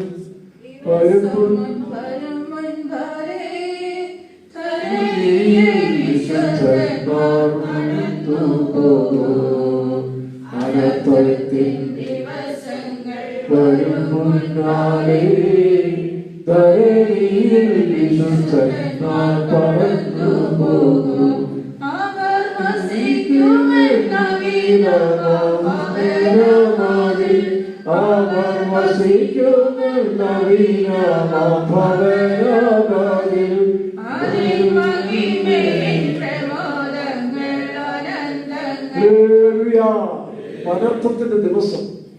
യെശയ്യാ 62 വാക്യത്തിൽ വായിക്കും, അന്ധകാല ഭൂമിയെയും കൂരിട്ട് ജാതികളെയും കൂടുന്ന കാലം വരുന്നു, നിന്റെ പേരോ യഹോവ ഉദിക്കും. ആ വാക്യം വായിച്ച്, എഴുന്നേറ്റ് പ്രകാശിക്കാൻ, നിന്റെ പ്രകാശം വന്നിരിക്കുന്നു, യഹോവയുടെ തേജസ് നിന്റെ മേൽ ഉദിച്ചിരിക്കുന്നു. ലോകം അന്ധകാരത്തിലേക്ക് മൂടപ്പെടുമ്പോൾ പ്രിയ ദൈവമേ, നീ എഴുന്നേൽക്കണം. എവിടെ എഴുന്നേൽക്കണം? എഫെസ്യരിൽ വായിക്കുമ്പോൾ ഉറങ്ങുന്നവരെ മരിച്ചവരുടെ എഴുന്നേൽക്കുക. കാരണം പലരും മരിച്ച അവസ്ഥയിലിരിക്കുക. കർത്താവിന്റെ പറയുന്ന ആളിൽ 5 കന്യകമാർ 10 പേര് മയക്കപ്പിടിച്ചെങ്കിലും ഒരു കൂട്ടർക്കുള്ള ഒരു ഉണർവുണ്ടായിരുന്നു. അവർ ആടി എഴുന്നേറ്റു, ബാക്കിയെല്ലാം മയക്കപ്പിടിച്ച് നിദ്രാമമായി. അവിടെ അവർക്ക് ആ രക്ഷയും പാൽമാർ കഴിക്കില്ല. അതുകൊണ്ട് എഫെസ്യരിൽ വായിക്കുന്ന പോലെ ഉറങ്ങുന്നവരെ മരിച്ചവരിൽ നിന്ന് ഉയർത്തി നിൽക്കുന്ന ക്രിസ്തുവിന്റെ മേൽ പ്രകാശിക്കും. ആരാണ് പ്രകാശിക്കും? ദൈവത്തിന്റെ വചനം. ആ ക്രിസ്തുവിൽ എന്തുണ്ട്? ജീവനും ചൈതന്യവും ജീവനും വെളിച്ചവും. അതെവിടെ ഉണ്ട്? വചനത്തിലുണ്ട്. വചനം നന്നായി വായിച്ച് പഠിച്ചോളി. കാലത്ത് അത്യാവശ്യം ന്യൂസുകളെല്ലാം കാണണം, പക്ഷെ എപ്പോഴും നമ്മൾ വചനത്തെ ധ്യാനിക്കും. ഞാൻ ഓഡിയോ വെച്ചിട്ടുണ്ട്, ബൈബിള് നോക്കുന്നുണ്ട്. കാരണം വചനം നമുക്ക് അതാണ് നമ്മുടെ ആധാരം. മറ്റൊക്കെ അറിവിന് വേണ്ടി വായിക്കുന്നുള്ളൂ, കാര്യങ്ങൾ അറിയാൻ വേണ്ടി നോക്കുന്നു. പക്ഷെ നമ്മുടെ സ്വന്തം ജീവിതത്തിന് ആധാരമായി നമുക്ക് എന്ത് വേണം? ദൈവത്തിന്റെ വചനം. അത് നമ്മൾ പ്രാർത്ഥിച്ചുകൊണ്ടേയിരിക്കണം, പ്രാർത്ഥിക്കുന്നതിനായി തീരണം. നിങ്ങളുടെ തലകളെ ഉയർത്തി ഇതെല്ലാം സംഭവിച്ചു തുടങ്ങുമ്പോൾ ഉണർന്നിരുന്ന് പ്രാർത്ഥിക്കണം. ഉണർന്നിരുന്ന് പ്രാർത്ഥിക്കാൻ രാത്രി മുഴുവൻ ഉറക്കം വിളിച്ച് പ്രാർത്ഥിക്കുന്നതല്ല എൻ്റെ അർത്ഥം. ആ വെളിപ്പാടുള്ളവരായിരിക്കണം എന്നാണ്. അല്ല രാത്രി മുഴുവൻ കളിച്ച് പ്രാർത്ഥിക്കാൻ ദൈവം പറഞ്ഞിട്ടില്ല. നിങ്ങൾ പ്രാർത്ഥിക്കുമ്പോൾ രണ്ട് കാര്യങ്ങളുണ്ട്. ഒന്ന്, ഉണർത്തിരുന്ന് പ്രാർത്ഥിക്കുക. അതിന്റെ അർത്ഥം കാര്യങ്ങളെ ഗ്രഹിച്ച് മനസ്സിലാക്കിക്കൊണ്ട് പ്രാർത്ഥിക്കണം. മറ്റൊന്ന് ഏകാഗ്രതയോടെ, അതാണ് അറയിൽ കയറി ഇരിക്കാൻ പറയുന്നത്. ഏകാഗ്രതയോടായിരിക്കും. എങ്ങനെയുള്ള ഏകാഗ്രതയെ പറ്റി ഒരു ഉദാഹരണം പറ. ഒരു സൂചി ഒരു തൂര് പോകുന്ന സമയത്ത് എന്ത് ചെയ്യണം? എവിടെ ചോദിച്ചു നമുക്ക് കൃത്യമായിട്ട് ആ സൂചിയുടെ ഓട്ടയിൽ കൂടെ നമ്മൾ ശ്രദ്ധിച്ച് സൂക്ഷ്മതയിൽ നടത്തും. അപ്പൊ ഇതുപോലെ പ്രാർത്ഥനയിൽ ഏകാഗ്രത നമുക്ക് ആവശ്യമാണ്. അതാണ് ഏകാഗ്രതയോട് പ്രാർത്ഥിക്കുക. അപ്പൊ 3 കാര്യങ്ങൾ: ഏകാഗ്രതയോട് പ്രാർത്ഥിക്കണം, പിന്നെ കാര്യങ്ങളെ ഗ്രഹിച്ച് പ്രാർത്ഥിക്കണം. ചുമ്മാതെ ഒരു ജൽപ്പനം ചെയ്ത് പ്രാർത്ഥിക്കുകയില്ല. അപ്പൊ 1, ഏകാഗ്രതയോട് പ്രാർത്ഥിക്കണം. 2, കാര്യങ്ങളെ ഗ്രഹിച്ച് നാം പ്രാർത്ഥിക്കണം. അപ്പൊ ആ പ്രാർത്ഥന അനുഭവം നമ്മൾ ഉണ്ടാകണം. രണ്ടാമതായിട്ട് ദൈവത്തിന്റെ വചനങ്ങൾ വായിക്കുമ്പോൾ പ്രകാശിക്കുക. അവന്റെ വചനം പ്രകാശപരമാണ്. അത് നമ്മുടെ ഹൃദയങ്ങളെ പ്രകാശിപ്പിക്കുകയും സന്തോഷിപ്പിക്കുകയും ചെയ്യും. അങ്ങനെ നാം മുമ്പോട്ട് പോകുമ്പോൾ നമ്മളും ന്യായവിധി വിളിക്കും. ഇനി ലോകത്തിൽ വരുന്ന ന്യായവിധി മാത്രമല്ല, 2 പത്രോസ് 3-ാം അധ്യായം വരുമ്പോൾ ഈ ലോകത്തിന് വലിയ ന്യായവിധി എല്ലാം കത്തി എരിയുന്ന സമയം വരാൻ പോവുകയാണ്. നോക്കണം, വായിച്ച്. ആകാശം കൊടുമുഴക്കത്തോടെ ഒഴിഞ്ഞു പോകും, ഭൂമി അതിന്റെ കർത്താവിന്റെ ദിവസമോ കള്ളനെ പോലെ വരും. അന്ന് ആകാശം കൊടുമുഴക്കത്തോടെ ഒഴിഞ്ഞു പോകും. മൂലപദാർത്ഥങ്ങൾ കത്തി അഴുകുകയും ഭൂമി പത്രോസ് എഴുതുമ്പോൾ പത്രോസ് സയൻസിൽ ഇതൊന്നും ആയിരുന്നില്ലല്ലോ. പക്ഷെ ആത്മാവ് എഴുതിയാണ് elements are burned away. Elements atom, neutron, proton, electron അടങ്ങിയതായ ഈ ആറ്റമിക് സംവിധാനങ്ങളൊന്നും കണ്ടുപിടിച്ചിട്ടില്ല. അപ്പൊ അത് ഓരോ ആത്മാവിൽ പറയുകയാണ് ഈ കാണുന്ന മനുഷ്യന്റെ നിർമ്മിതമായി. ഇതിപ്പോൾ സൗദി അറേബ്യ പാകിസ്ഥാനെ ആശ്രയിച്ചിരിക്കുകയാണ്. അപ്പൊ പാകിസ്ഥാനോടൊപ്പം അഫ്ഗാൻ യുദ്ധം ചെയ്തപ്പോൾ സൗദിയോട് ചോദിച്ചു, നിങ്ങളെന്താ അവരെ സഹായിക്കാൻ? നിങ്ങൾ എഗ്രിമെന്റ് എന്താ? പാകിസ്ഥാൻ യുദ്ധം ചെയ്താൽ ഞങ്ങൾ സഹായിക്കും, ഞങ്ങൾ പ്രശ്നമുള്ള നീ സഹായിക്കുന്നില്ല. എഗ്രിമെന്റ് കൊടുത്തെങ്കിലും പാകിസ്ഥാൻ യുദ്ധത്തിൽ സൗദി അറേബ്യ ഒന്നും ചെയ്തില്ല. അപ്പൊ അവർ ഞങ്ങൾ അതിനല്ല, അവിടുത്തെ ആറ്റം, ഇത് മുസ്ലിം ഇസ്ലാമിക രാജ്യങ്ങളിൽ ആണവ ആയുധങ്ങളുള്ള ഏക രാജ്യം പാകിസ്ഥാനാണ്. അപ്പൊ അതിനാണ് ഞങ്ങൾ എഗ്രിമെന്റ് ചെയ്തിരിക്കുന്നത്. ഇന്ത്യയിലെ വിദേശകാര്യമന്ത്രിയെ ചോദിച്ചു, നിങ്ങളിങ്ങനെ ഞങ്ങൾക്കെതിരായിട്ടാണ്? അല്ല, നിങ്ങൾക്ക് പാകിസ്ഥാനെ ആക്രമിക്കാൻ ഞങ്ങൾ വിഷയം, ഞങ്ങൾ പാകിസ്ഥാനുമായിട്ട് ആണവം, കാരണം ഞങ്ങൾക്കൊരാവശ്യം, ഇസ്രായേല് നാളെ ഞങ്ങളുടെ മേലെ എന്തെങ്കിലും വന്നു കഴിഞ്ഞാൽ പാകിസ്ഥാൻ ഞങ്ങൾക്ക് ആണവ ബോംബ് തരണം, ഇസ്രായേലിന് തരണം, എത്രയേ ഉള്ളൂ. അപ്പൊ ആണവ നശീകരണം ലോകത്തിൽ എല്ലാവരും നടക്കുന്നുള്ളതാണ്. പക്ഷെ അത് അവസാന കാലങ്ങളിലാണ് കർത്താവിന്റെ വരവിന്റെ നാളുകൾ കുറെ എണ്ണം സംഭവിക്കും, അവസാന നാളുകൾ സംഭവിക്കും. ഇതെല്ലാം കൃത്യമായിട്ട് എഴുതിയിരിക്കുകയാണ്. അപ്പൊ ഇത് കണ്ട് നാം എന്ത് ചെയ്യണം? ഇനി വലിയ പദ്ധതികളൊന്നും നമ്മൾ ഇടാൻ പോകണ്ട. ദൈവം നടത്തുന്നതുപോലെ ഉള്ളത് തൃപ്തിപ്പെട്ട് നമ്മുടെ കുടുംബം, നിങ്ങള് സഭയെ പറ്റി ചിന്തിക്കേണ്ട, ഇരുപ്പല്ലൂരിനെ ചിന്തിക്കേണ്ട, കട്ടപ്പനയെ ചിന്തിക്കേണ്ട, നമ്മുടെ വൈദ്യുവനെ പറ്റി ചിന്തിക്കാൻ വേണ്ട. എന്ത് ചെയ്യണം? അവനവന്റെ കുടുംബം മാത്രം ശ്രദ്ധിച്ചാൽ മതി. നാളെ പിണറായി വിജയൻ എന്ത് സംഭവിക്കും, നാളെ കോൺഗ്രസ് വരുമോ, അതൊക്കെ വരട്ടെ. എന്റെ കുടുംബത്തിന് എന്ത് സംഭവിക്കും, എനിക്കെന്ത് സംഭവിക്കും, ഈ ഒരൊറ്റ ചിന്ത മാത്രം മതി. ബാക്കി സാമൂഹിക ജീവികളായതുകൊണ്ട് നമുക്ക് അതിൻ്റെ ഒരു ബന്ധവും കൂട്ടായ്മ ആവശ്യമാണ്, അത് വേണ്ടതില്ല. പക്ഷെ ബേസിക്കലി അതാണ് ഞാൻ തന്നെ വഴിയും സത്യവും ചെയ്തത്. അവിടെ തുടങ്ങണം. യേശു അതാ പഠിപ്പിച്ചത്.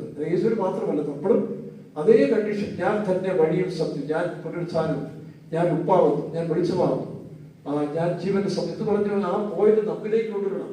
അത് മറ്റുള്ളവർക്ക് കൊടുക്കാൻ കഴിഞ്ഞ കാലങ്ങളിൽ നമ്മൾ മറ്റുള്ളവർക്ക് വിതരണം ചെയ്തെങ്കിലും ഇനി അത് നമ്മളിലേക്ക് കൊണ്ടുവരണം. സ്വന്തം ജീവിതത്തിലേക്ക് കൊണ്ടുവന്നതിന് ശേഷം അത് നമ്മുടെ കുടുംബത്തിൽ അപ്ലൈ ചെയ്താൽ മാത്രം.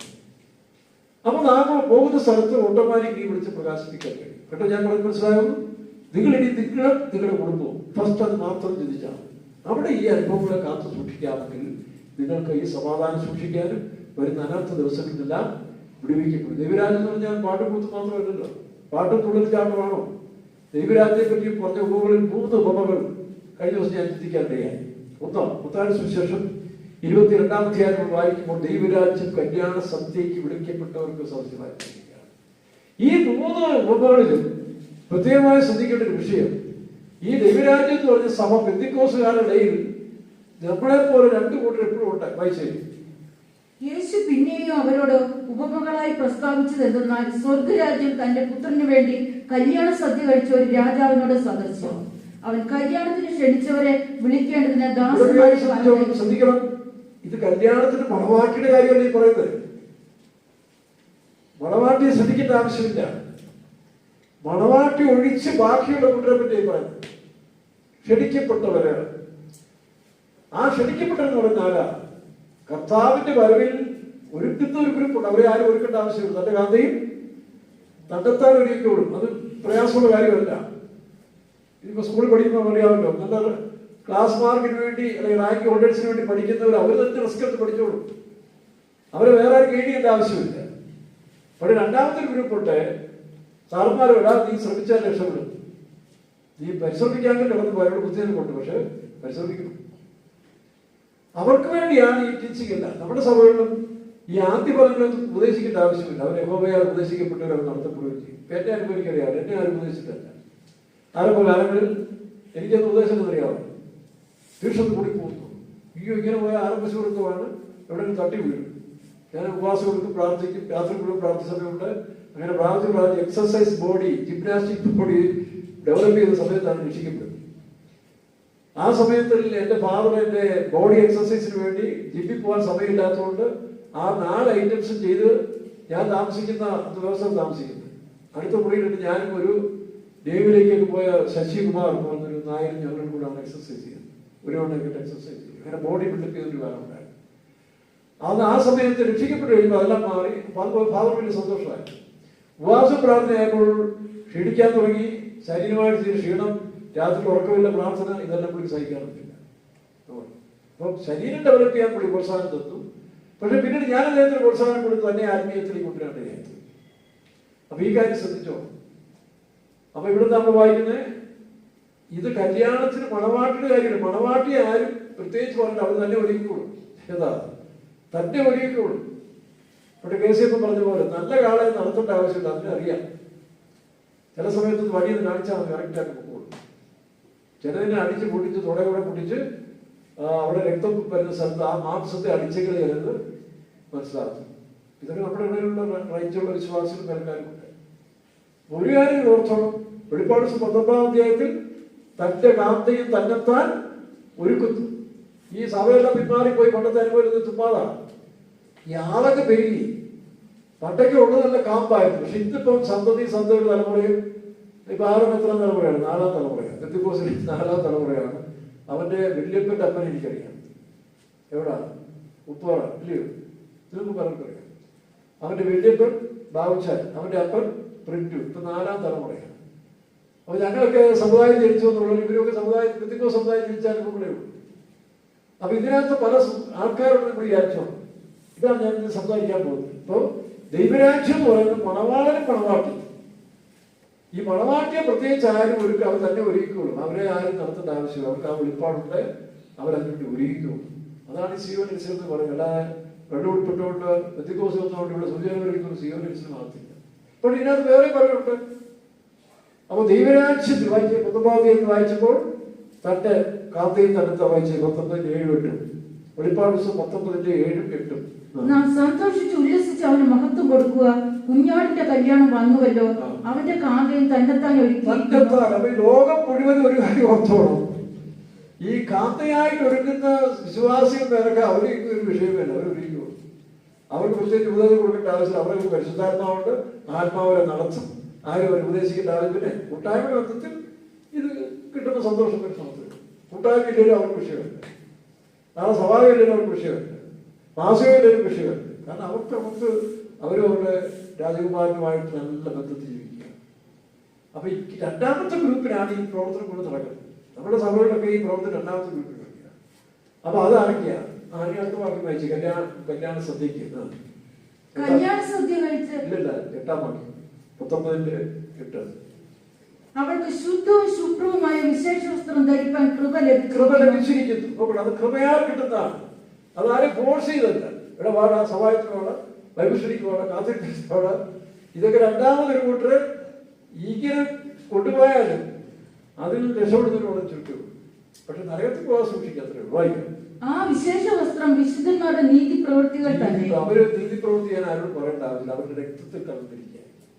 ദൈവവിഷയത്തിന് വേണ്ടി മറ്റുള്ളവർക്ക് വേണ്ടി കൊടുക്കാനും സഹായിക്കാനും ഒക്കെ അവരുടെ ബ്ലഡിൽ കലർന്നൊരു അനുഭവമായിരിക്കും. അതുകൊണ്ട് കാന്തയായി വിളിക്കപ്പെട്ട ലോകത്തിന്റെ വിവിധ ഭാഗങ്ങളുണ്ട്. അത് ഇവിടെ ആയിരിക്കണം. ദിവ്യക്കാർ മാത്രമാണ് കേട്ടോ. അല്ലാത്ത നിങ്ങൾ അറിയാത്ത ആളുകൾ എനിക്ക് ശിഷ്യന്മാർ പറഞ്ഞു, കർത്താവേ ഇതാ ഒരു കൂട്ടിൽ നടന്ന് പ്രസംഗിക്കുന്നു, ഞങ്ങളൊരു വിലക്കെട്ടെ.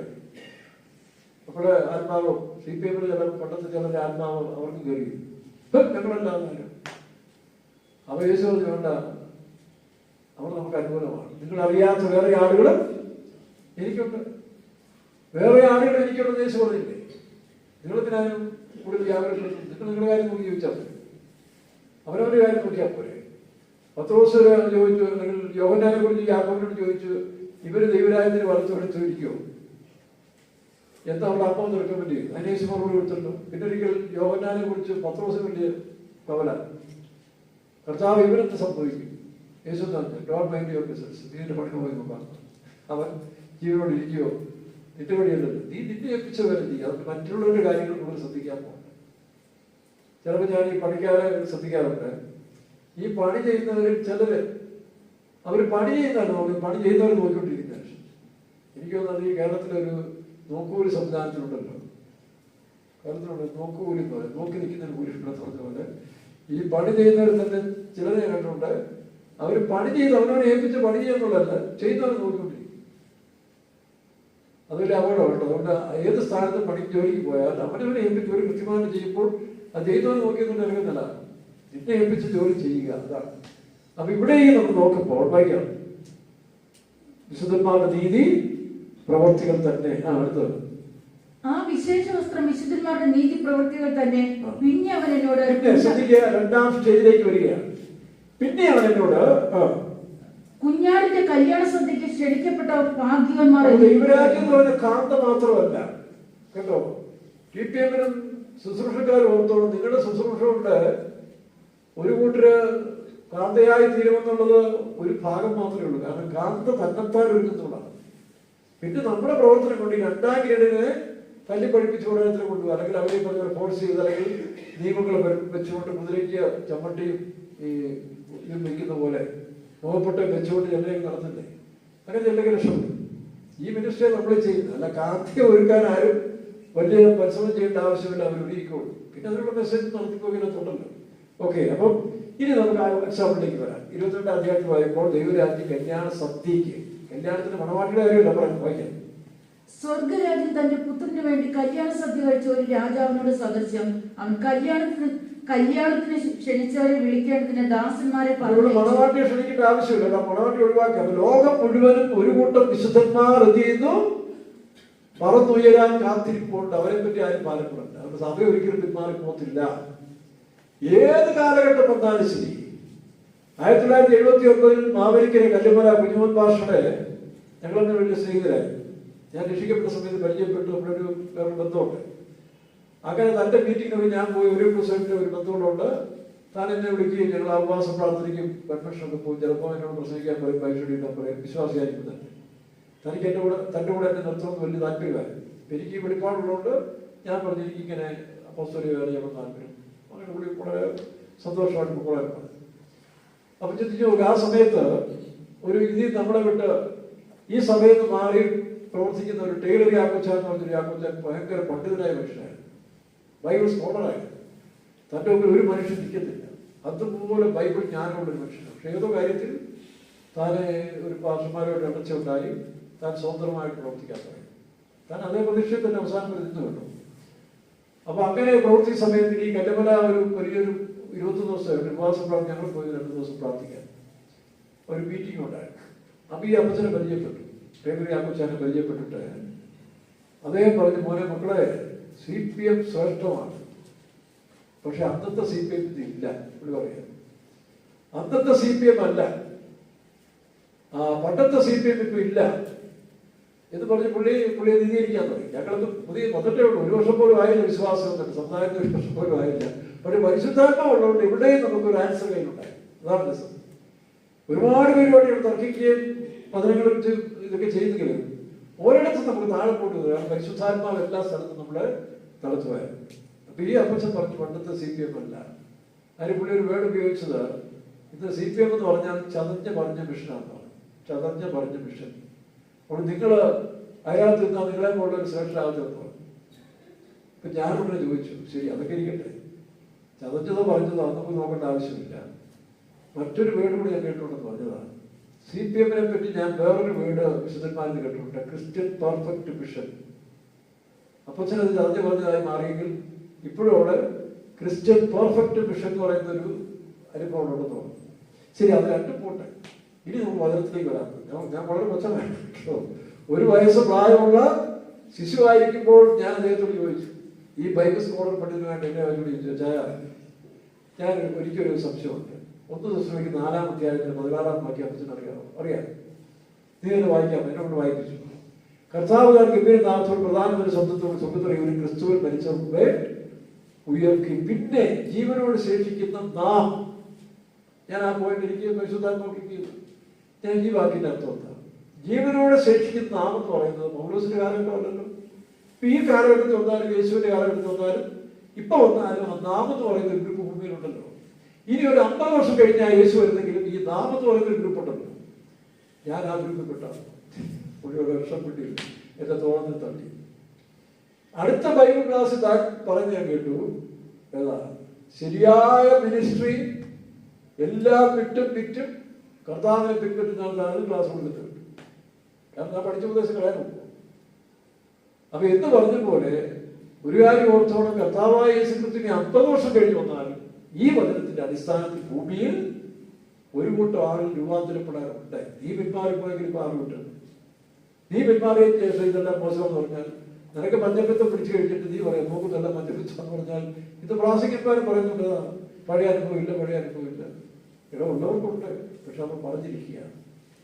തന്റെ കാന്ത പാറയുടെ കുളപ്പിലും അവർ ഉയർത്തും, തർക്കമില്ലാതെ. പിന്നെ 2ാമത്തെ ഗ്രൂപ്പായിട്ട് നമ്മൾ സംസാരിക്കുന്നത് കല്യാണ സദ്യക്ക് ക്ഷണിക്കപ്പെട്ടവർ. വായിച്ച വാക്യം, അവൻ കല്യാണത്തിന് ക്ഷണിച്ചവരെ വിളിക്കേണ്ടതിന് ദാസന്മാരെ പറഞ്ഞയച്ചു. അവർക്ക് വരുവാൻ മനസ്സായില്ല. ഇതാണ് കാര്യമാണ്. ഇത് തന്റെ സ്വന്തം ജനമായ യഹൂദന്മാരെ പറ്റി പറയുന്നത്. യേശുക്രിസ്തു ലോകത്തിൽ വന്ന് തന്റെ ജനത്തിനെ ആത്മീയ രക്ഷയ്ക്ക് വേണ്ടി വിളിച്ചു. പക്ഷെ അവർ പലരും വരാൻ ഇഷ്ടപ്പെട്ടില്ല. ഇഷ്ടപ്പെട്ടത് മാത്രമല്ല, അവരെ പരിഹസിച്ചു, നിന്ദിച്ചു. വായിക്കാം.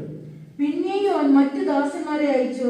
എന്റെ മുത്താഴി ഒരുക്കി തീർന്നു, എന്റെ കാളകളെയും ദാസന്മാരെ അയക്കുന്ന തന്റെ പ്രവാചകന്മാര്, തന്റെ ശുശ്രൂഷകരെ പഴയ കാലത്തിൽ ന്യായപ്രമാണ കാലത്തിലൊക്കെ അയച്ചുകൊണ്ടേയിരുന്നു. പക്ഷെ പലരും അവര് നിഷേധിച്ചു. വായിക്കാം. കല്യാണത്തിന് വരുമെന്ന് ക്ഷണിച്ചവരോട് പറയിച്ചു.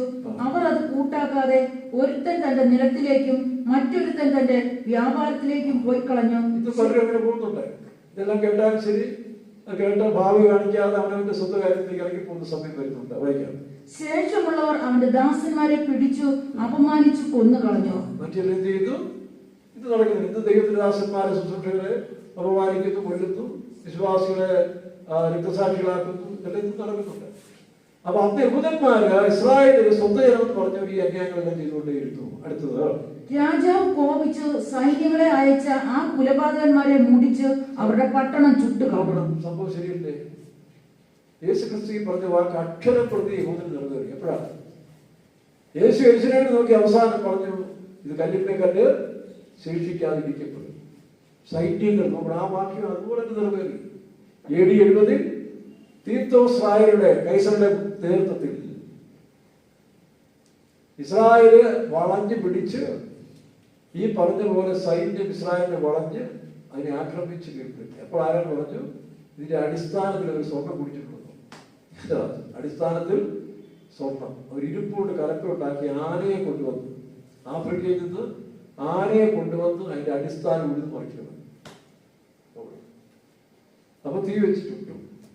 ഇത് യേശുക്രിസ്തു പറഞ്ഞ വാക്യം യഹൂദ രാഷ്ട്രമായി സംഭവിച്ചു. അടുത്തത്, പിന്നെ അവൻ ദാസന്മാരോട് കല്യാണം ഒരുങ്ങിയിരിക്കുന്നു, ക്ഷണിക്കപ്പെട്ടവര് യോഗ്യരായില്ല. നിങ്ങളെ കുറി അടിക്കുമ്പോഴേ ഈ വാക്കുകൾ ചേർക്കും കേട്ടോ. കുറി അടിക്കുമ്പോൾ ഈ വാക്യം ചേർക്കതാ, കല്യാണം ഒരുക്കിയിരിക്കുന്നു. പോരാ, അത് നല്ല വാക്യങ്ങളുണ്ട്. വായിക്കുന്നു. ആകയാൽ വഴിത്തരക്കിൽ ചെന്ന് കാണുന്നവരെ നമ്മളെ കുറിച്ചുള്ള വിളി. യഹൂദന്റെ കഴിഞ്ഞപ്പോൾ അവന്റെ അനുസരണകൾ കാണിച്ചപ്പോൾ വഴിത്തരയ്ക്കൽ, അതായത് ഇതുമായി സംബന്ധമില്ലാത്ത പുറജാതികളായി നമ്മെ കർത്താവ് സ്വീകരിക്കാൻ തയ്യാറായി. ഒന്നാമത് രക്ഷ യഹൂദനാണ് കൊടുക്കേണ്ടത് ആവശ്യമായിരുന്നു. കാരണം അവരാണ് വാഗ്ദത്ത സന്തതിയെ കാത്തിരുന്നവർ. അന്യജാതിക്കാർ അല്ലെങ്കിൽ അന്യജാതികൾക്ക് അതില്ല. ഒരു വാഗ്ദത്ത സമിതി കാത്തിരുന്നവർക്ക് ആദ്യം ഇൻട്രൊഡ്യൂസ് ചെയ്തു, അവർ ചിലര് സ്വീകരിച്ചവർക്ക് കളിക്കും. എന്നാൽ രണ്ടാമത് വഴിത്തിളയ്ക്കൽ എന്താ? യാതൊരു ലക്ഷ്യബോധമില്ലാതെ, ഭാവി പദ്ധതികളൊന്നുമില്ലാതെ ഇങ്ങനെ വഴിത്തിളക്കൽ തിന്നതായ പുറജാതികളായ മനുഷ്യർക്ക് രക്ഷ സൗജന്യമായി നൽകാൻ തീരുമാനിച്ചു. വൈകാം ആകയാൽ വഴിത്തലയ്ക്ക് ചെന്ന് കാണുന്നവരെയൊക്കെയും കല്യാണത്തിന് വിളിപ്പിനെന്ന് പറഞ്ഞു. അതാണ് പരസ്യങ്ങളിലും സുവിശേഷ പ്രവർത്തനം നടത്തി നമ്മളെ പല പല കുട്ടികളെ ഇതിനകത്ത് വിളിച്ചുകൊണ്ട് വരുന്നു. പക്ഷെ ഈ വരുന്നതിൽ രണ്ട് ഗ്രൂപ്പോട്ട് തോന്നത്തുള്ളൂ. അതാണ് പ്രശ്നം. ഈ വരുന്നവരെല്ലാം ദൈവമക്കളായിട്ട് വരുന്നവരല്ല. ചിലര് വചനം കേട്ട് രക്ഷിക്കപ്പെട്ട് വരുന്നവരുണ്ട്, ചിലര് ആ വിളിയുടെ സന്തോഷത്തിന് ചില നന്മകൾക്ക് കണ്ടുകൊണ്ട് വരുന്നവരുണ്ട്. വായിക്കാം. ആ ദാസന്മാർ പെരുവഴികളിൽ പോയി കണ്ട ദുഷ്ടന്മാരെയും നല്ലവരെയും എല്ലാം കൂട്ടിക്കൊണ്ട് വന്നു. അപ്പം അതുകൊണ്ടാണ് ഈ പെന്തിക്കോസ്ത് സഭ നമ്മൾ ഉദ്ദേശിക്കുന്ന ഒരു കാലം നന്നാകത്തില്ല. മണവാട്ടിയുടെ കാര്യമല്ല, മണവാട്ടി തന്നെത്താൻ ഒരിക്കലും ഈ കൂട്ടിപ്പെടുന്നവരും ഈ പറഞ്ഞ് വിളിക്കപ്പെട്ടവരും മണവാട്ടിയുണ്ടല്ലോ, അവരൊരിക്കും. പക്ഷെ ബാക്കി പ്രശ്നം എന്താണ്? സഭകളിൽ, ക്രിസ്തീയ സഭകളിൽ, പെന്തിക്കോസ്ത് സഭകളിൽ പ്രശ്നം മാറാതിരിക്കുന്നതിന് കാരണം ഈ വിളിച്ചുകൊണ്ട് വരുന്നവരിൽ ആരൊക്കെ ഉണ്ടായി? ദുഷ്ടന്മാരും കണ്ട ദുഷ്ടന്മാരെയും നല്ലവരെയും എല്ലാം കൂട്ടിക്കൊണ്ട് വന്ന് ചില രക്ഷിക്കപ്പെടാൻ നമ്മളൊരു ആത്മാവിന്റെ വില ലോകം മുഴുവനേക്കാൾ വിലയായതുകൊണ്ട് നമ്മളൊരു എങ്ങനെയെങ്കിലും നേടാൻ എന്ത് ചെയ്യും? അവനെ പുറകെ നടന്ന് രക്ഷയിലേക്ക് കൊണ്ടുവരാൻ വേണ്ടി ആഗ്രഹിക്കും. അവൻ കടൽ പൊടിച്ച് അഭ്യാസം നടന്നില്ലെങ്കിൽ തോന്നിവാസം നടക്കുന്നവരെ രക്ഷിക്കണമെന്ന് വിചാരിച്ചു നമ്മൾ ചിലപ്പോൾ പൈസ ചെലവാക്കി, നമ്മുടെ സമയം ചെലവാക്കി, നമ്മുടെ കാരണത്ത് വീഴ്ത്തി, നമ്മുടെ കടലയിൽ കിടത്തി, ഇങ്ങനെ നമ്മളെ മുറിക്കാത്ത കിടന്ന് നമ്മുടെ ടേബിളിൽ ഭക്ഷണം കഴിപ്പിച്ചൊക്കെ കൊണ്ടുപോകും. പക്ഷേ അവരവന്റെ ദുഷ്ടത മാറാതെ കിട്ടുന്ന ആനുകൂല്യങ്ങളെ മാറ്റി നോക്കി പോകുന്ന ഒരുപാടില്ല പെന്തിക്കോസ്തിൽ. വടക്കേന്ത്യയിലൊക്കെ പോയി സൂചന അറിയിച്ചിട്ട് വെറും പണം കൊടുത്ത് സുവിശേഷത്തിന്റെ മാനസാന്തരപ്പെടാതെ മതം മാറ്റുന്ന ഒരുപാട് അവരൊക്കെയാണ് കുറെ തിരിച്ചു പോകുന്നത്. അല്ലെങ്കിൽ ഈ പറഞ്ഞ അടിസ്ഥാനപരമായ യേശുക്രിസ്തു അകത്തിയല്ലാതെ പെന്തിക്കോസ്ത് വരുന്നവരും കുറെ കഴിഞ്ഞ് ചിലർ രക്ഷപ്പെട്ടു പോകുന്നുണ്ട്. ബാക്കിയുള്ളവർ ഈ പറഞ്ഞ പോലെ അവരവരുടെ സ്വഭാവം ഒന്ന് കാണിക്കും. അത് കാണിച്ചുകൊണ്ട് ഓരോ പറയാൻ പറ്റത്തില്ല. കാരണം ഈ പറഞ്ഞ വിളിക്കപ്പെട്ട പെന്തിക്കോസ്ത് സമൂഹങ്ങളിൽ രണ്ടു കൂട്ടരുണ്ടെന്നുള്ളത് ബേസിക് ഉണ്ടെന്നാണ്. ഈവൻ സുവിശേഷ വേളയിൽ പോലും ഞങ്ങളെ പോലവരെ വിളിക്കുന്നില്ല. ഈ പറഞ്ഞ പോലെ ആത്മീയ കുടുംബത്തിൽ നേരിട്ട് ഇറങ്ങിയ വിശുദ്ധന്മാരെന്ന് പറഞ്ഞല്ലോ, വഴിത്തിലൊക്കെ നിന്ന് എന്നെ പോലെയുള്ള പല പുള്ളികളെയും പിടിച്ചിനകത്ത് കൊണ്ട് സൂചികൾ കളിക്കുന്ന ഇങ്ങോട്ട് ഇതിനാണ് വിശുദ്ധരും നിഷ്കളങ്കിലും ആക്കാൻ. നല്ല വിളിയുള്ളവരുണ്ട്, വിളിച്ചുകൊണ്ട് വരുന്നവരുണ്ട്, വിളി കിട്ടി വരുന്നവരുണ്ട്, വിളിച്ചുകൊണ്ട് വരുന്നവരുണ്ട്. ഇതുകൊണ്ടാണ് പെന്തിക്കോസ്ത് നമ്മൾ പ്രതീക്ഷിക്കുന്ന എല്ലാവരും ഒരുപോലെ പ്രതിഫലം കൊടുക്കാത്തതിന്റെ കാരണം നിങ്ങൾ നിങ്ങളുടെ സഭായത്തിന് വാ, അവരിവിടെ കാണിച്ചു കൊള്ളാനുള്ള അല്ലെ രോഗസൗഖ്യം കിട്ടി, ക്യാൻസർ സുഖം, എന്നാൽ പിന്നെ പെന്തിക്കോസ്തിൽ പോയേക്കാം. അല്ലെങ്കിൽ സാമ്പത്തിക പ്രശ്നം വന്നപ്പോൾ പ്രാർത്ഥിച്ചിട്ട് സാമ്പത്തികം ദൈവം കൊടുത്ത അന്നാ പെന്തിക്കോസ്തിൽ പോയത്. പക്ഷെ അകത്ത് വചനമില്ല. അതുകൊണ്ടാണ് ഇനി ഈ കാലമല്ല, ഏത് കാലത്ത് നിങ്ങൾ പെന്തിക്കോസ്ത് സഭയെ നന്നാക്കാൻ പോയാൽ നന്നാകേണ്ടവൻ നന്നായിക്കൊണ്ടേയിരിക്കും. അതുകൊണ്ട് നിങ്ങളുടെ മിനിസ്റ്റർ തുടരണം. നിങ്ങളുടെ പ്രസംഗവും മിനിസ്റ്ററും എല്ലാം തുടർന്നുകൊണ്ടിരിക്കണം. കേൾക്കാൻ ചെവിയുള്ളവൻ. അവിടെ എല്ലാവരും ഒരുപോലെ നിങ്ങൾ പെന്തിക്കോസ്തുകാരാണെന്ന് ഞങ്ങളുടെ വിശ്വാസികളാണ് വേലക്കാരൻ കണക്കൂട്ടാൻ പോയാൽ നിങ്ങൾ പരാജയപ്പെട്ടു പോകും. വെറുതെ നിങ്ങളുടെ സമയവും പൈസയും നിങ്ങളുടെ ഇതെല്ലാം നഷ്ടപ്പെടുത്തുകയും. എന്നാലും നിങ്ങളൊരു നീതി ചെയ്യണം. എന്താ? ദൈവം ദുഷ്ടന്മാരുടെയും നീതിമാന്മാരും തന്റെ നീതിയെ വർഷിപ്പിക്കുന്നു. നിങ്ങൾ സുവിശേഷം അറിയിക്കണം, നിങ്ങൾ മുളക് കൊടുക്കണം, ഇതൊക്കെ ചെയ്തുകൊണ്ടേയിരിക്കണം. അതൊരു നീതിയാണ്, അത് നിങ്ങളുടെ നീതി. പക്ഷെ അതുകൊണ്ട് അവരെല്ലാം നാളെ പെന്തിക്കോസ്ത് വന്ന് രക്ഷിക്കപ്പെടുമെന്നും അവർ നാളെ നിങ്ങളെ പോലെ സ്വർഗത്തിൽ പോകുന്ന കാര്യം വിചാരിക്കുകയും വേണ്ട. ഈ ക്ഷണിക്കപ്പെട്ടവരിൽ പുതിയ സ്ഥലത്തേക്ക് പോകുന്നവരല്ല. അവർ കല്യാണ സ്ഥിതിക്ക് ക്ഷണിക്കപ്പെട്ടവരായതുകൊണ്ട് അവരിനി അതിനുവേണ്ടി ഒരുക്കപ്പെട്ടവരായിരുന്നാൽ പോലും അവർ പുതിയ സ്വർഗത്തിലേക്ക് പോകുന്നത്. അതൊരു ഭാഗ്യമുണ്ട്. അറിയത്തിൽ പോകുന്നതിനേക്കാൾ എത്രയോ വലിയ ഭാഗ്യമാണ് പുതിയ ഭൂമിയിൽ പോകുന്നത്. അപ്പൊ പിന്നെ പുതിയ സ്വർഗം പുതിയ സ്ഥലത്തോട് ചേർന്നുള്ള ആത്മീയ അനുഭവമാണ്. ഈ കാഴ്ചപ്പാടിൽ പോകുന്നത് നിരാശരാണ്. ഞാനൊക്കെ എത്രയോ ആത്മാക്കൾ നേടാൻ വേണ്ടി എന്തെല്ലാം ത്യാഗം സഹിച്ചിട്ടുണ്ട്.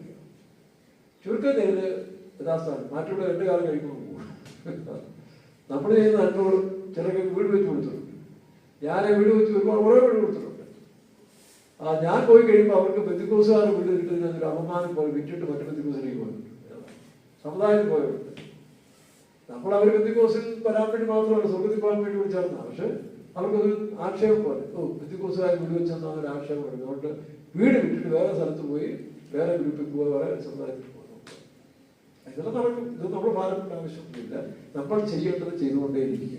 കാരണം ദുഷ്ടന്മാരുടെ പേര് നീതിമാന്മാരുടെ പേര് തന്നെ നീതിയെ വർഷിപ്പിക്കും. അപ്പൊ ഇവിടെ ഈ വിളിക്കപ്പെട്ടവർ അവിടെ സുവിശേഷങ്ങളെ വരുന്നവരും ഞങ്ങളെ പോലുള്ളവരാണ്. നിങ്ങൾ ഓർത്തോണം. കുപ്പായം മാത്രമേ ഇട്ടുള്ളൂ, മനസ്സ് മാറിക്കൊണ്ടേ ഇരിക്കുന്നുണ്ട്.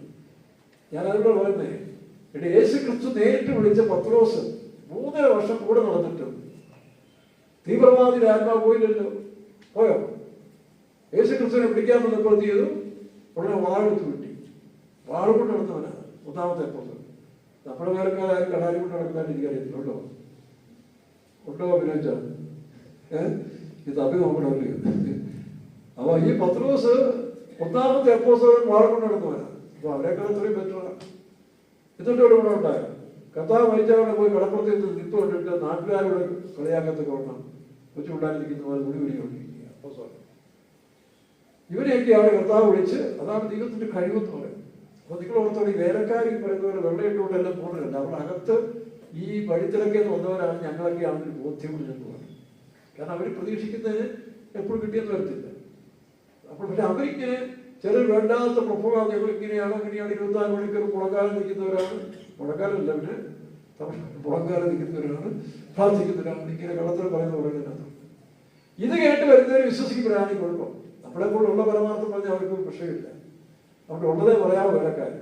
ഇല്ലാത്ത നിങ്ങൾ കാണാത്ത പുതിയ സിനിമയെ പറ്റി പറയരുത്.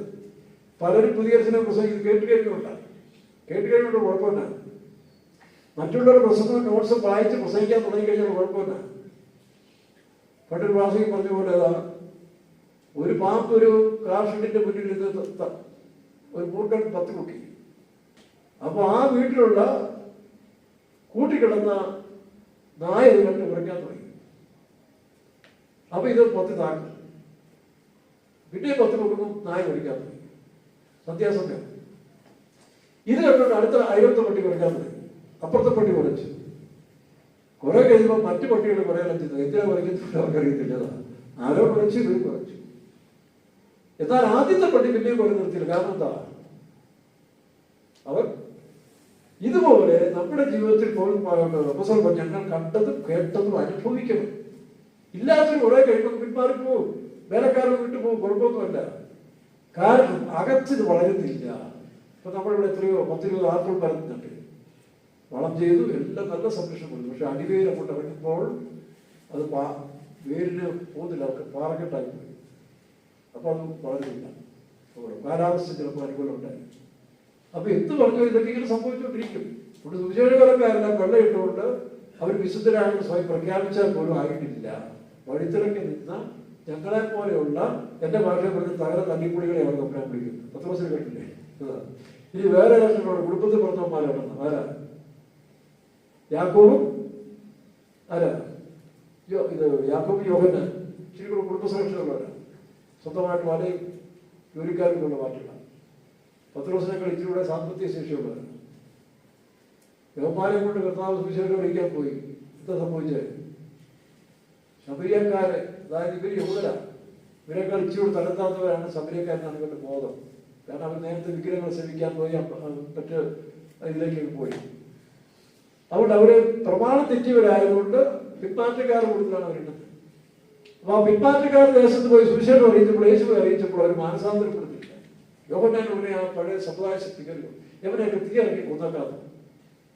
അപ്പോൾ സുവിശേഷം അറിയിക്കാൻ സ്വന്തമാണ് ഉടനെ എന്ത് ചെയ്തു?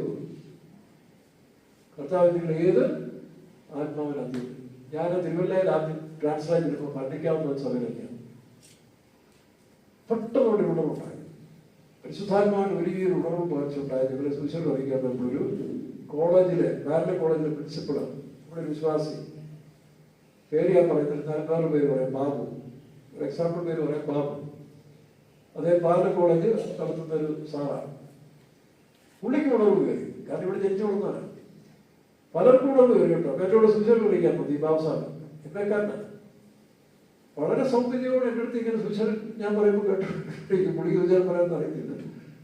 ട്രാക്ടർ കൊടുക്കും. അങ്ങനെ ഒരു യാക്കോബുകാരനെ വിളിച്ചത്. യാക്കോബുകാരനെ വിളിച്ചത് ഞാൻ സുവിശേഷം അറിയിക്കാൻ നേരത്ത് ഈ യാക്കോബുകാരൻ തട്ടിക്കയറി താനൊക്കെ നമ്പർ ഫ്രോഡാണോ കള്ളന്മാരാണ് എന്ന് പറഞ്ഞ് എൻ്റെ നേരെ കൂടെ തുടങ്ങി വിളി. ഞാൻ ചിരിച്ചോണ്ടിങ്ങനെ നിൽക്കുക. ഈ ബാബുസാർ എന്ത് ചെയ്തറിയാമോ? ഇത് കേട്ടിട്ട് പുള്ളിയുടെ രക്തം തരും. പുള്ളി ആ കൈയൊക്കെ കൂടെ ചുരുട്ടിയിട്ട് ഈ യാക്കോബുകാരൻ അച്ഛൻ നേരെ വീട്ടിപ്പോൾ അടിച്ചത് ശരിയാക്കി വരുന്നു. ഞാനുണ്ട് ബാബുസാറിന്റെ കൈക്ക് വിളിച്ചു. അതെ എന്തിനാ വന്നത്? സോറി അച്ഛൻ. അപ്പൊ നോക്കണം, പിന്നീട് ഞാൻ നോക്കാൻ എൻ്റെ ഡീലീസറും കൂടി സന്തോഷമായി. ഞങ്ങൾക്ക് പുള്ളി പറഞ്ഞ ഞാൻ മനഃപൂർവ്വം ചെയ്ത കള്ളന്മാരാണെന്ന് അറിയാൻ വേണ്ടി ചെയ്തതാണ്. പിന്നെ പുള്ളി വീട്ടിൽ പോയി നല്ല പഴവും ചായ കിട്ടുമെന്ന് സന്തോഷത്തോടെ യാത്ര ചെയ്തു. എന്ന് പറഞ്ഞ പോലെ ഈ സുചേർ അറിയിക്കാൻ പറയുമ്പോൾ കയറുന്ന ആത്മാവ്. അപ്പൊ ഇവിടെ എന്ത് ചെയ്തു? നമ്മളെ പരീക്ഷിക്കുക. അതുകൊണ്ട് നമ്മൾ ഈ പറഞ്ഞ ഡ്രസ് കോഡിലൊന്നും വലിയ കാര്യമൊന്നുമില്ല. അകത്തിരിക്കുന്ന ആത്മാവ് ഓരോ കാലഘട്ടങ്ങളിൽ ഇരുന്നിട്ട് വരും. ഏതാ സംഭാഷണം കൂടെ വരും, പ്രവൃത്തി കൂടെ വരും. വന്നോട്ടെ, പേടിക്കണ്ട. കാരണം വന്നതല്ലേ ഉള്ളൂ. പത്രോസിനെ സംഭവിച്ച പിന്നെ നമുക്കെന്താ? അപ്പൊ നമ്മൾ ഇതിന് വിധേയപ്പെട്ട് കൊടുത്താൽ ഈ മാർഗം നമ്മളെ ആരാക്കി തീർക്കും. വിശുദ്ധരും അതിന് വിധേയപ്പെടണം. ഇവിടെ മെമ്പർഷിപ്പെടുത്തുന്ന കാര്യമൊന്നുമില്ല. അങ്ങനെ വരുന്നവർക്കെന്താ കുഴപ്പമെന്ന് പറയാൻ അടുത്ത് സംസാരിക്കാം. വൈകും കല്യാണശാല വിരുന്നുകാരെ കൊണ്ട് നിറഞ്ഞു. പെന്തക്കോസ്തിൽ ശ്രദ്ധിച്ചോണം. ഉള്ളത് ഞാൻ പറയുന്നത്, പെന്തക്കോസ്തിൽ നിറഞ്ഞു. കേരളത്തിൽ ചില വെല്ലുവിളിക്കുന്നുണ്ട്. ഞങ്ങൾ വിചാരിച്ചാൽ 7 MLA ജയിപ്പിക്കാത്തതാണ്. ഏതാ പെന്തക്കോസ്ത് എല്ലാം ഒറ്റക്കെട്ടാക്കി നിന്നാൽ പെന്തക്കോസ്തുകാരെ കേരളത്തിൽ 7 MLA കേരളത്തിൽ ഞങ്ങൾക്ക് തരാൻ സാധിക്കും. പറയുക ഒന്നാമത്തെ കാര്യം പ്രശ്നം. കാരണം എന്താ? ഇതിനകത്ത് ഇതല്ല പാർട്ടികൾ തന്നെ. നമ്മുടെ രാജ്യം ഐക്യമല്ലല്ലോ. വിരുന്നുകാരെ നോക്കുവാൻ രാജാവ് വിരുന്നശാല കൊണ്ട് നിറയുന്ന ഈ ഗ്രൂപ്പ് ഒന്നും എല്ലാം സ്വർഗത്തിൽ പോകത്തില്ല കേട്ടോ. ഞായറാഴ്ച വെള്ളപ്പെട്ടിട്ടുള്ള അകത്ത് പരിവർത്തനം ഉണ്ടാകാതെ പെന്തക്കോസ്തിന്റെ ബാക്ക്ഗ്രൗണ്ട് വന്നിട്ട് കാര്യമുണ്ട്. അതാണ് വിഷയം. വിരുന്നുകാരെ നോക്കുവാൻ രാജാവ് അകത്ത് വന്നപ്പോൾ കല്യാണ വസ്ത്രം ധരിക്കാത്ത ഒരു മനുഷ്യനെ അവിടെ കണ്ടു. നോക്കണം. ഇനി വേറൊരുത്തൻ ഇപ്പൊ വന്നവർ ദുഷ്ടന്മാരും പാവികളും എല്ലാം ഉണ്ട്. അത് കുറേശ്ശത് ശരിയാകും. ആ ശരിയാകുന്ന ഒരു കൂട്ടത്തിൽ വേണം ഞാൻ നിങ്ങളും ഉണ്ടാകാൻ. നമ്മൾ വഴിത്തിറക്കെ നോക്കുന്നവരാ. നമ്മൾ പാരമ്പര്യ യഹൂദന്മാരല്ല. അത് ഓർത്തോണം. അപ്പൊ ആ ജാതിയുടെ ആരാധനയും വേർഷിപ്പും ഇതെല്ലാം ഉണ്ടാകും. ഞാൻ നാളെ പറഞ്ഞില്ലേ, പണ്ട് നമ്മുടെ ഒരു സുവിശേഷ വേലക്കാരന് പണ്ട് ബെഞ്ചമിൻ, ക്ലാസിക്കനായ ബെഞ്ചമിന്റെ കൂടെ ഒരു പുതിയ വേലക്കാരൻ 2 വർഷമായുള്ളൂ. അവരവിടെ സുവിശേഷം പഠിക്കാൻ പോയി. സുവിശേഷം ഈ പുള്ളി ചെല്ലുന്നിടത്തെല്ലാം ഹിന്ദുക്കളുടെ ദൈവങ്ങളെ പറ്റി കുറ്റം പറയുക. അത് മുമ്പിക്കുള്ളവനാ, മറ്റവനാ, മറിച്ചവനാ, ഏരിയാണ് പറഞ്ഞു. ഈ ബെഞ്ചമിൻ പിടിപ്പോരുന്നേ ഈ സുവിശേഷം പഠിക്കാൻ വന്ന് സുവിശേഷം അറിയിച്ചോ. തനിക്ക് ആത്മാവിൽ ബെഞ്ചിനോട് പറയാം, തനിക്ക് ആത്മവൈരാഗ്യമില്ല.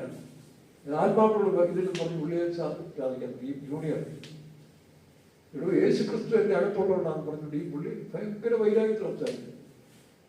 ഇങ്ങനെ ഒരു വീട്ടിൽ സംസാരിച്ചുകൊണ്ട് ഇങ്ങോട്ട് ഇറങ്ങി. പുള്ളി ഹിന്ദുസിൽ വന്നതാണ്. അതുകൊണ്ട് ആ ഹിന്ദുസിൽ വന്നുകൊണ്ട് പുള്ളിക്ക് ഹിന്ദുക്കളെ കാണുമ്പോൾ ആ മുറി ഇറങ്ങുക. അത് ആത്മീയല്ല. അങ്ങനെ ഒരു വീട്ടിൽ നിന്ന് പുള്ളി കൊണ്ട് ഇറങ്ങുമ്പോൾ ഒരു പട്ടി, ഒരു നായ ഓടി കുറച്ചുകൊണ്ട് പുള്ളി കാലൊക്കെ പിടിച്ചു. പുള്ളി ഉടനെ കാലരക്കുണ്ട് ഗോവിന്ദ രക്ഷിക്കണമെന്ന് പറഞ്ഞൊരു പുള്ളി. അപ്പൊ പുറത്ത് ക്രിസ്തുവിനെ പറഞ്ഞിട്ട് അകത്ത് ആരായിരിക്കുന്നത്? ഗോവിന്ദനെ വിട്ടിട്ടില്ല. അപ്പൊ ഇതുപോലെ പലരും പെന്തക്കോസ്ത് ഉണ്ടെങ്കിലും ഈ ഗോവിന്ദനെ വിട്ട് ജാതി പോകാനായിട്ടില്ല. കാരണം ആകണമെങ്കിൽ ഇതിങ്ങനെ പരിവർത്തനം ചെയ്തുകൊണ്ടിരിക്കണം. വെള്ളമാറ്റിക്കൊണ്ട് മീശ പിടിച്ചുകൊണ്ടൊന്നും നമ്മൾ യഥാർത്ഥ വിശ്വാസിയാകത്തില്ല. വേലക്കാരെ ഓർത്തോണം.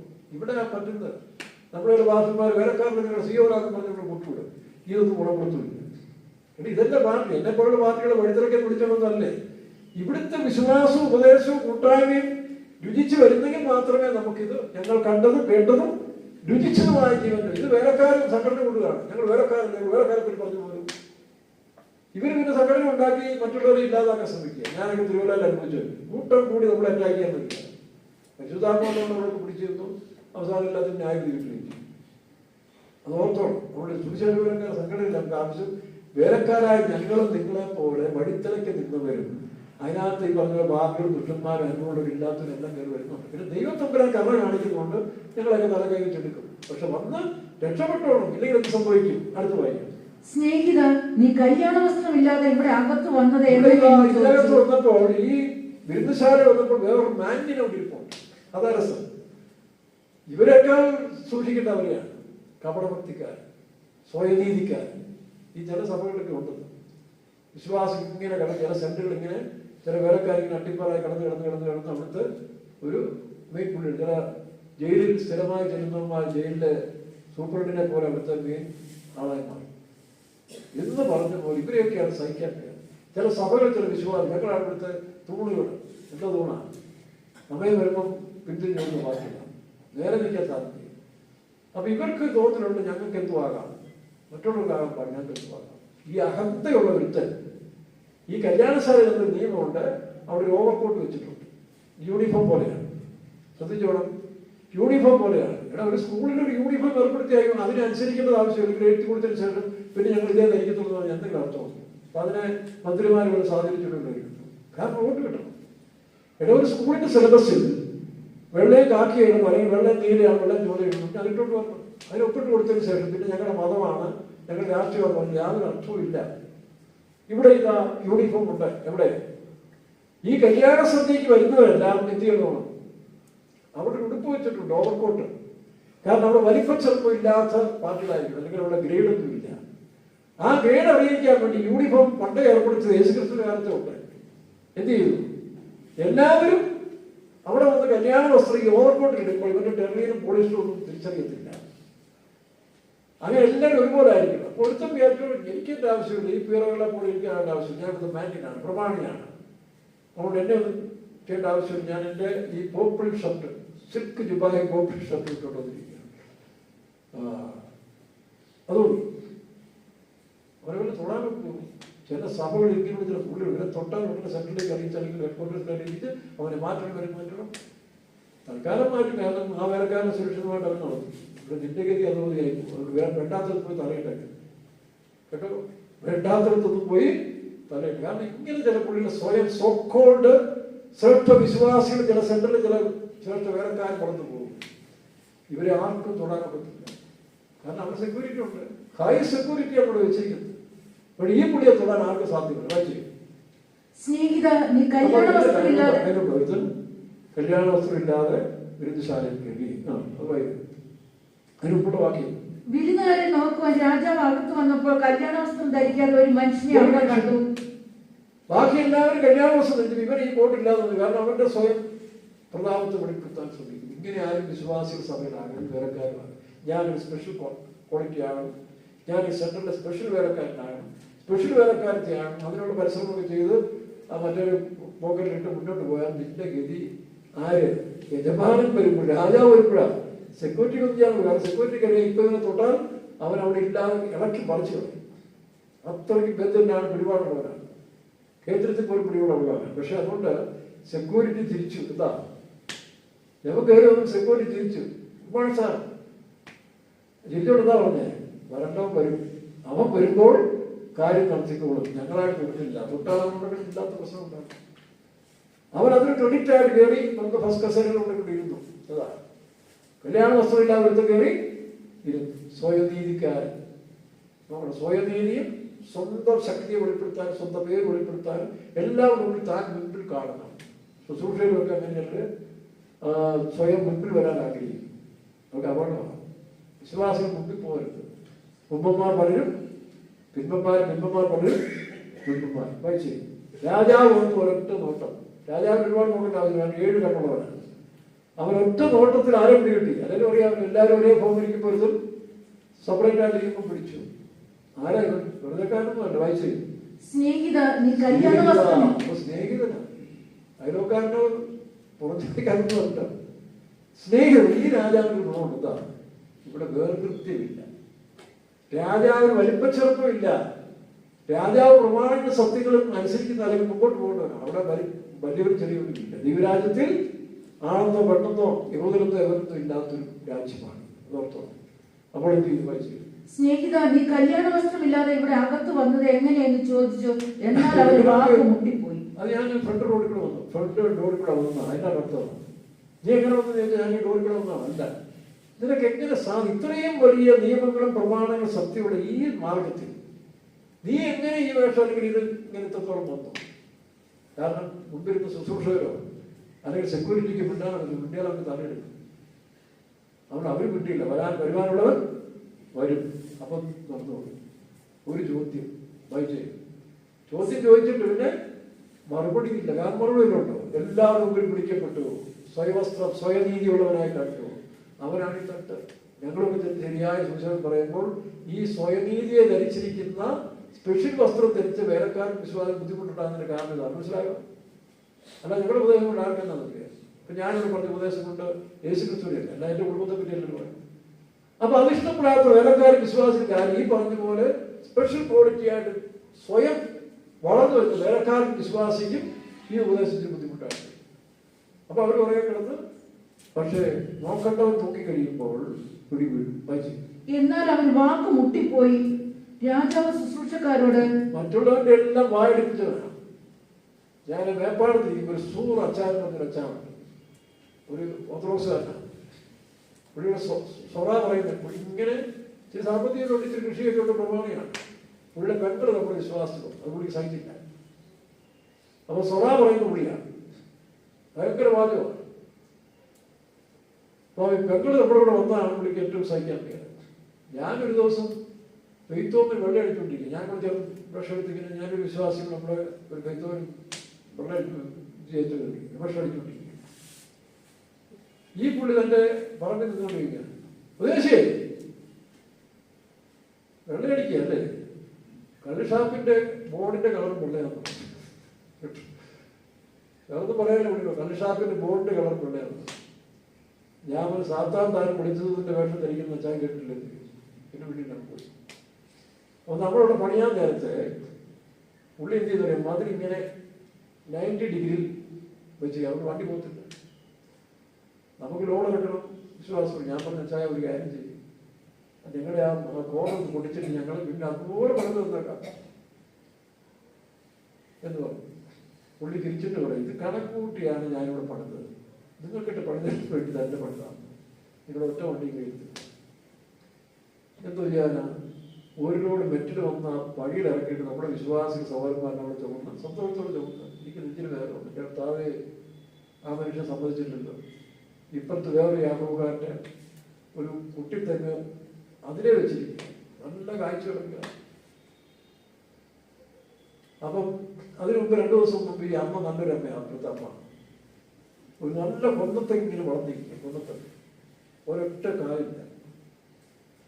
അപ്പൊ ഞാൻ ചോദിച്ചത് ഇത്രയും നല്ലൊരു തെങ്ങിന് കായില്ലല്ലോ. എന്റെ ഭാഷ പലപ്പോഴും വെട്ടിക്കളയാൻ അച്ഛൻ പറഞ്ഞിട്ട് ഞാൻ നിർത്തിയിരിക്കുക, ബൈബിൾ ഇല്ലയോ ഇതെങ്കിലും പറക്കാൻ. അപ്പൊ ഞാൻ പോയി അത് കൈവച്ച് പ്രാർത്ഥിച്ചു. ഞാൻ പറഞ്ഞിട്ട് കായ്ക്കുമെന്ന് പറഞ്ഞു. ഈ കൊന്നത്തെന്ന് കായ്ക്കാൻ തുടങ്ങി. അല്ല സോറി, കായ്ക്കാൻ തുടങ്ങിയല്ല, പ്രാർത്ഥിച്ചിട്ട് പോകും. ആ അടുത്ത ദിവസമാണ് ഈ സംഭവം. ഈ തൈത്തങ്ങ നല്ല തേങ്ങായുണ്ട്. ഇങ്ങനെ മതില് മാറ്റത്തില്ല, ഇതുപോലെ പണിത് വെച്ചിരിക്കുന്നുണ്ട്, ഇതുപോലെ പോലെ പണിതിരിക്കും. ഞാനൊരു ദിവസം ഈ മെറ്റിലെല്ലാം തോന്നുന്നപ്പോൾ ആ രാത്രി ഞാൻ വിസിറ്റ് ചെയ്തത് എൻ്റെ മനസ്സ് ക്ഷീണിച്ചിട്ട് ശരിയോ തെറ്റോ ഈ തൈത്തങ്ങയോട് കൈവച്ചിട്ട് ഞാൻ എൻ്റെ കർത്താവേ, ആ ഓർത്തഡോക്സുകാരൻ അത് പൊളിക്കത്തില്ല, ഈ യാക്കോബക്കാരൻ ഈ തെങ്ങ പ്രാർത്ഥിക്കുന്നത് തെറ്റാന്ന് എനിക്കറിയാം, എങ്കിലും നിനക്കൊരു അത്ഭുതം വെച്ച് ഞാൻ കഴിഞ്ഞ അത്ഭുതം ഒത്തിരിയാണ്. ഈ തൈത്തങ്ങ ഇവിടെ നിന്ന് മാറ്റി ഈ തേങ്ങിന്റെ ഫലം ഇതിന്റെ ഇരട്ടി അപ്പുറത്തിന് കൊടുത്തേരാ, കായ്ക്കാത്തിന് കൊടുത്തേക്കാം. പ്രാർത്ഥിച്ചേക്കും. ഒരാഴ്ചക്കകം ആ തൈത്തങ്ങിന്റെ മണ്ട താഴോട്ട് പോയി, മറ്റത് പൂവിട്ട് കായ്ക്കാൻ തുടങ്ങി.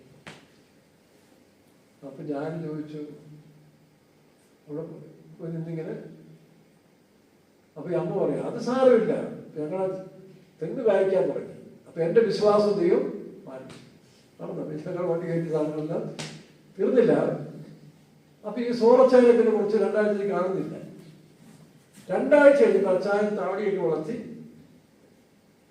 ഈ സോറെന്ന് പറയുമ്പോൾ അറിയാം, മേപ്പാടക്കാർ ആരും കേൾക്കുന്നവർക്ക് അറിയാം. 2 ആഴ്ച കഴിഞ്ഞ് ഞങ്ങളവിടെ പണിയെടുക്കുന്ന സമയത്ത് ഈ അച്ചായനെ വരുന്നുണ്ട്, പതുക്കെ പെയ്ത്തുകൊണ്ട് അകത്തേക്ക് എടുത്ത് വരിക.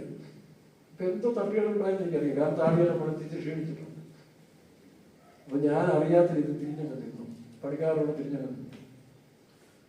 പുള്ളി വന്ന് എൻ്റെ തോളത്ത്, ഉപദേശിയെ സ്വോത്രം, ഞാൻ സ്വോത്രം. ഞാൻ എന്ത് പറ്റി വെച്ചാൽ, ഓ എന്തോ പറയാൻ, അന്ന് ഉപദേശിച്ച് പൊളിക്കാൻ പറഞ്ഞ് ഞാൻ പൊളിച്ചില്ല, അഹങ്കാരം പറഞ്ഞിട്ട് പോയി.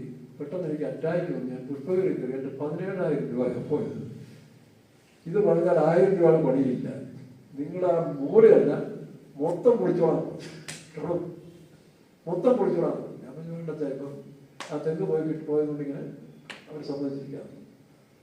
അപ്പൊ ഇങ്ങനെയൊക്കെയുള്ള ചില ആളുകൾ നമ്മുടെ സഭകളിലുണ്ട്. എന്താ, തങ്ങളുടെ മഹത്വം വെളിപ്പെടുത്താനും ധരിക്കാൻ. പക്ഷെ നോക്കട്ടവർ നോക്കിയപ്പോൾ പിടി വീണാൽ പിന്നെ രക്ഷയില്ല കേട്ടോ. പിടിക്കേണ്ടവർ പിടിച്ചാൽ പിന്നെ അവന്റെ അടുത്ത ഇളക്കിയിട്ട് ദൈവം കൊടുത്തു. വായിച്ചു. എന്നാൽ അവന് വാക്ക് മുട്ടിപ്പോയി രാജാവ് ശുശ്രൂഷ ശുശ്രൂഷക്കാരോട് ഇവനെ കയ്യും കാലും കെട്ടി ഏറ്റവും പുറത്തുള്ള ഇരുട്ടിൽ. അതെനിക്ക് മനസ്സിലാകുന്നില്ല. ഞാൻ അന്നൊക്കെ ആദ്യം ബൈബിൾ വായിക്കുകയാണ്, ഇവരെ ഇരുട്ടിലേക്കല്ല ഇടുന്നേ, പിന്നെ ഇതിനെ കൈകാലം കിട്ടുന്നത്.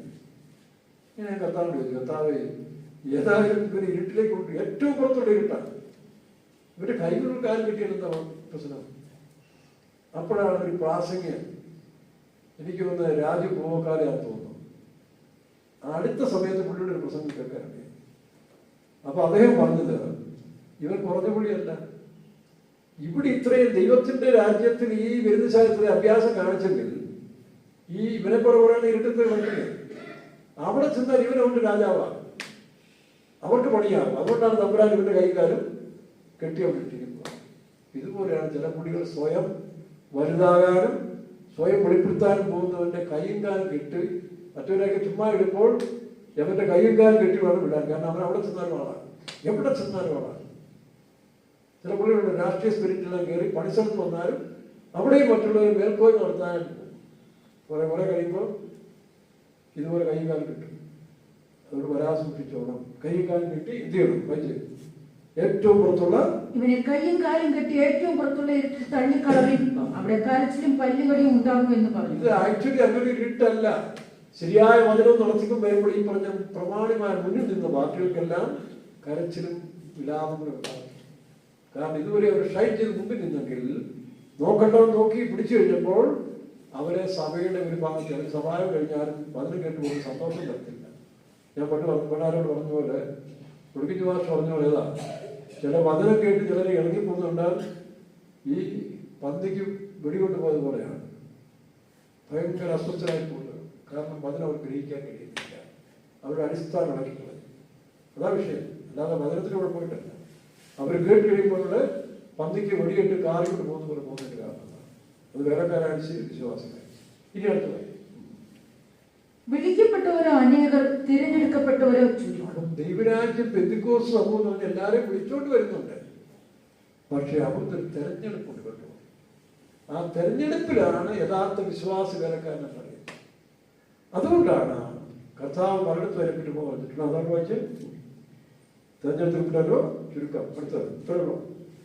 ഇനി അതിനോട് ചേർത്ത് രണ്ട് ഉപമകൾ നമ്മൾ പഠിക്കുമ്പോൾ അതിന്റെ സംഗതി വിശദമാണ്. എന്താ ദൈവരാജ്യം?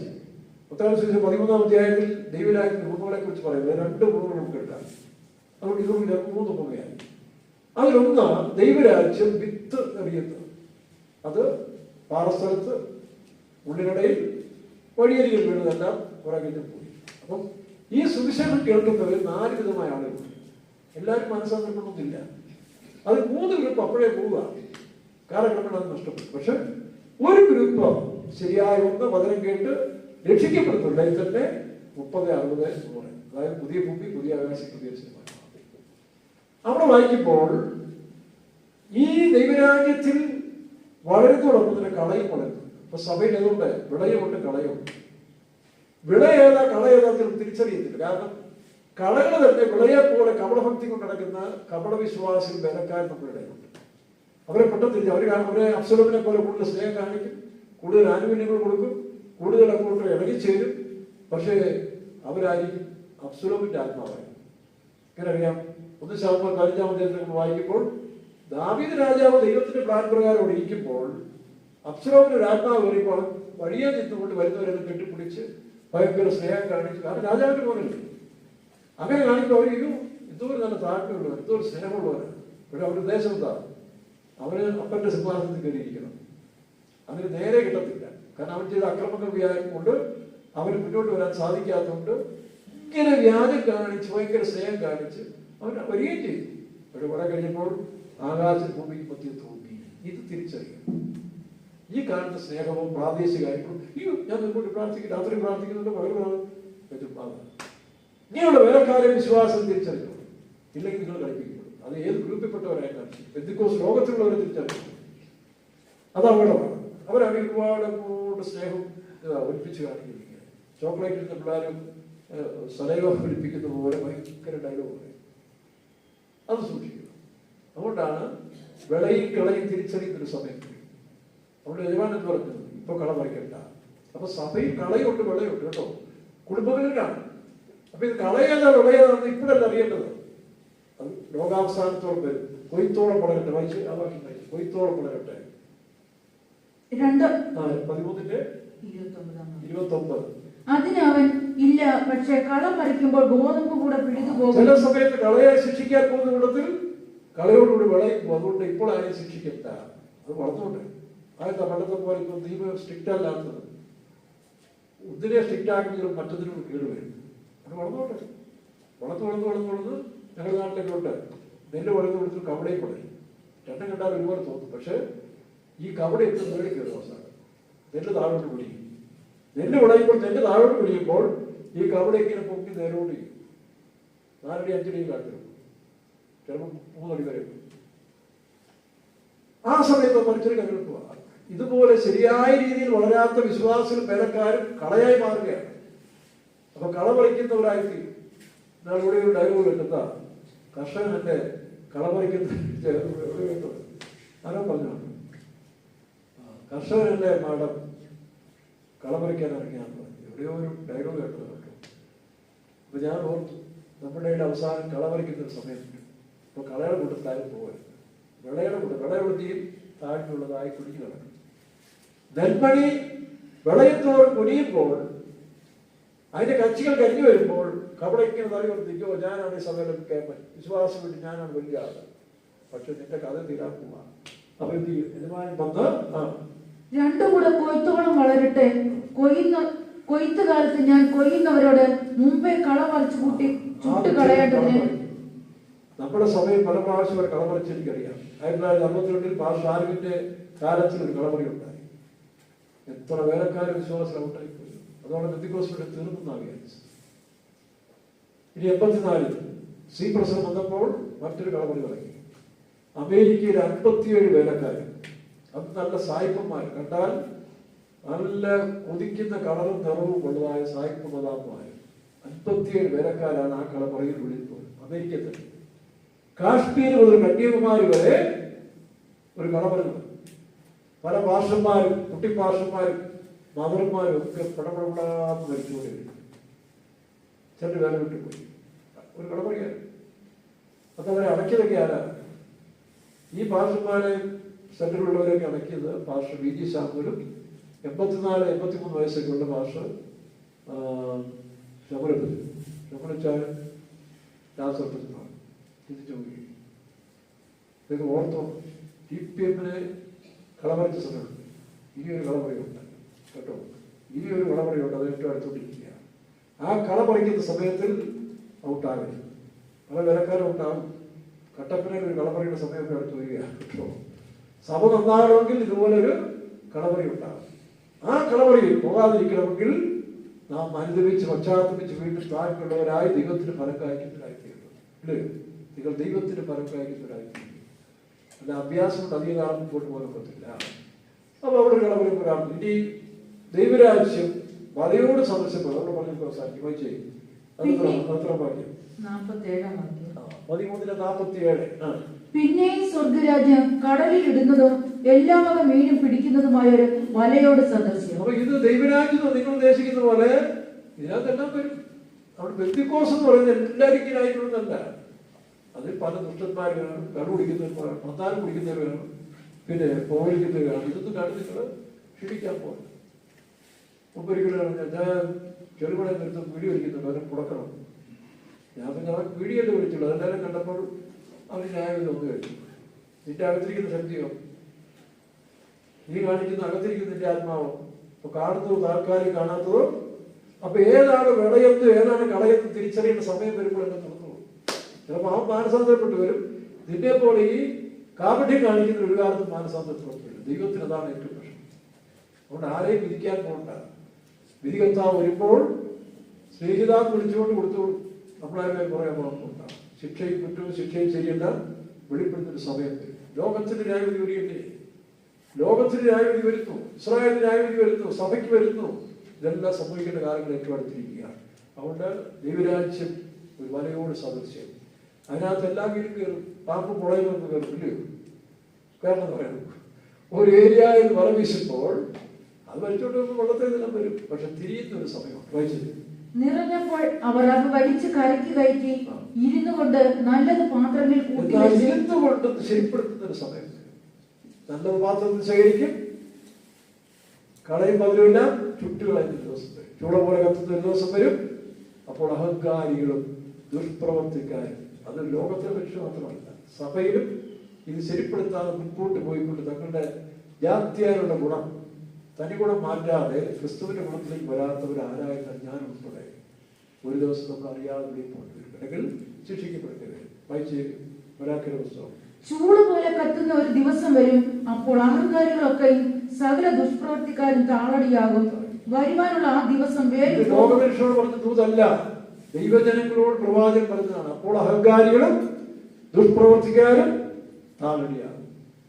മറ്റൊന്ന് മലാക്കി പുസ്തകം 3:1 വായിച്ച്. എന്നാൽ ദൈവം ഒരു സമയം നമുക്ക് തരുന്നുണ്ട്. പ്രത്യേകിച്ച് നമുക്ക് കുമളിക്കാർക്കും അടുത്തൊരു മാസം അതിനുള്ള പ്രാർത്ഥനാ മാസം, ഒരു മാസം മുഴുവൻ പ്രാർത്ഥനയുണ്ട്. ശുദ്ധീകരിക്കേണ്ടതെല്ലാം ശുദ്ധീകരിച്ചോളും. പിന്നീട് തന്ത്രപത്ര വന്നിട്ട് കാര്യമില്ല. ഒരുക്കേണ്ടവർ ഒരുങ്ങിക്കോളും, ക്രമീകരിക്കേണ്ടവർ ക്രമീകരിച്ചോളും, മാനസാന്തരപ്പെട്ടോളും. ഞാൻ പറഞ്ഞ രഞ്ജത്ത് പറഞ്ഞില്ലേ, ഒരുപക്ഷെ നിങ്ങൾ അവിശ്വസ്തരാണെങ്കിൽ നിങ്ങൾ തന്നെ വെളിയിൽ പോകേണ്ടി വരും. പകരം ദൈവം വേറെ ആളുകളെ കൊണ്ടുവന്ന് ഈ സ്ഥാനത്തിരുത്തും. എനിക്ക് മുമ്പായി വഴി നിരത്തേണ്ടതിന് ഞാൻ എന്റെ ദൂതനെ അയക്കുന്നു, നിങ്ങൾ അന്വേഷിക്കുന്ന കർത്താവും. അപ്പോൾ അതിന് ശുദ്ധീകരണ സമയം എന്ന് പറഞ്ഞാൽ തിരുവോത്താനത്തിന് വേണ്ടി ഞായറാഴ്ച അല്ലെങ്കിൽ 2 ദിവസം പ്രാർത്ഥനയ്ക്ക് ശേഷം കർത്താവിനെ ക്ഷമിച്ചു, ഇവർ ക്ഷമിച്ചതെന്ന് പറഞ്ഞല്ല. ഇത് ഒരു ദിവസം കൊണ്ട് തീരുന്നതല്ല, ഒരു കാത്തിരിപ്പിനെ ശുദ്ധീകരിപ്പിന് നടക്കുന്നതല്ല. അതുകൊണ്ടാണ് നമുക്ക് ശരിയായ സമയം തരുന്നുണ്ട്. ആ സമയത്ത് നമ്മൾ കണ്ടുപിടിക്കുന്നത് മാത്രമല്ല, ചില പരീക്ഷകൾ കൂടെ പോകേണ്ടി വരും. ശോധനകൾ കൂടെ യോഗ പോയതുപോലെ ആണെങ്കിലും ചില പരിശോധനയിൽ കൂടെ പോകുമ്പോഴാണ് നമ്മുടെ സ്വഭാവം മാറും. അല്ലാതെ 2 ദിവസം ഉപയോഗിച്ചുകൊണ്ട് ആകത്തില്ല, 2 ദിവസം ഏറ്റുപറഞ്ഞുകൊണ്ട് ആകത്തുമില്ല. അതിനേറ്റ പരിശോധനകൾ പോയി ചില തകർക്കം ചെയ്യുന്നുണ്ട്. തകർക്കാൻ ഏൽപ്പിച്ചു. പുത്രനെ തകർത്തത് ദൈവത്തിന്റെ പ്രസാദം. നിങ്ങൾ ചെറിയ തകർക്കും.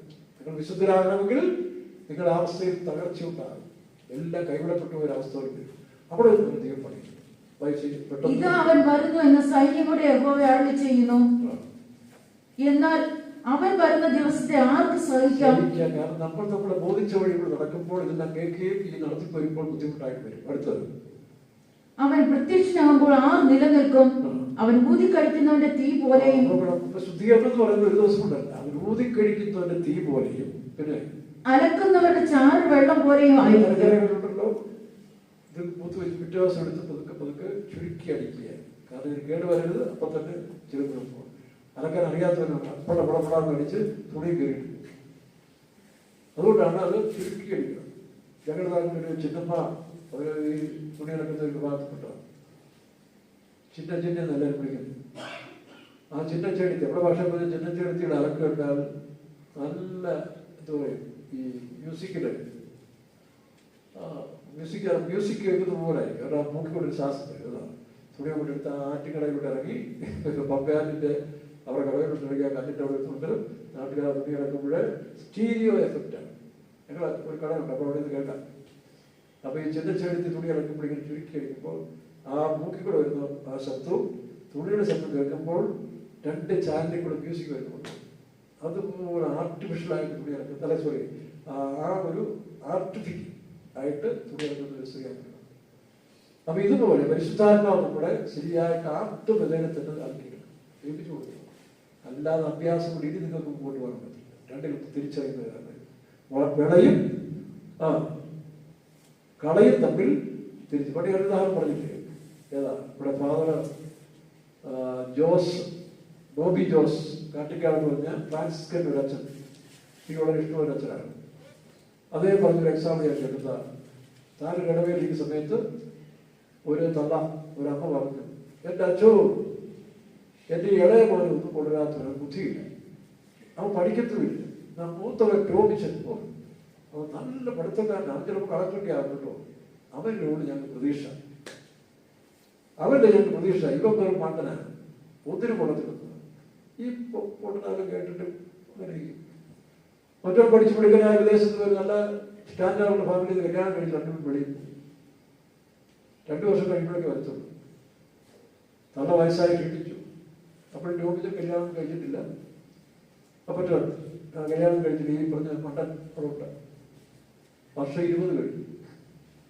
ഈ അച്ഛനെ വീണ്ടും ഒരിക്കൽ കൂടെ എവിടെയാണ് പോകുന്ന സമയത്ത് ഈ വീട്ടിൽ കയറി. അപ്പോൾ ഈ ടോമിച്ചിനെ അമ്മയെ എല്ലാ ആശുപത്രി കൊണ്ടുവന്ന് ശുശ്രൂഷിക്കുന്നു. അത് മാത്രമല്ല അവർ കഞ്ഞി ഉണ്ടാക്കി കൊടുക്കുന്നത് എല്ലാം ഒരു നേഴ്സിനെ പോലെ അമ്മയെ ശുശ്രൂഷിക്കുക.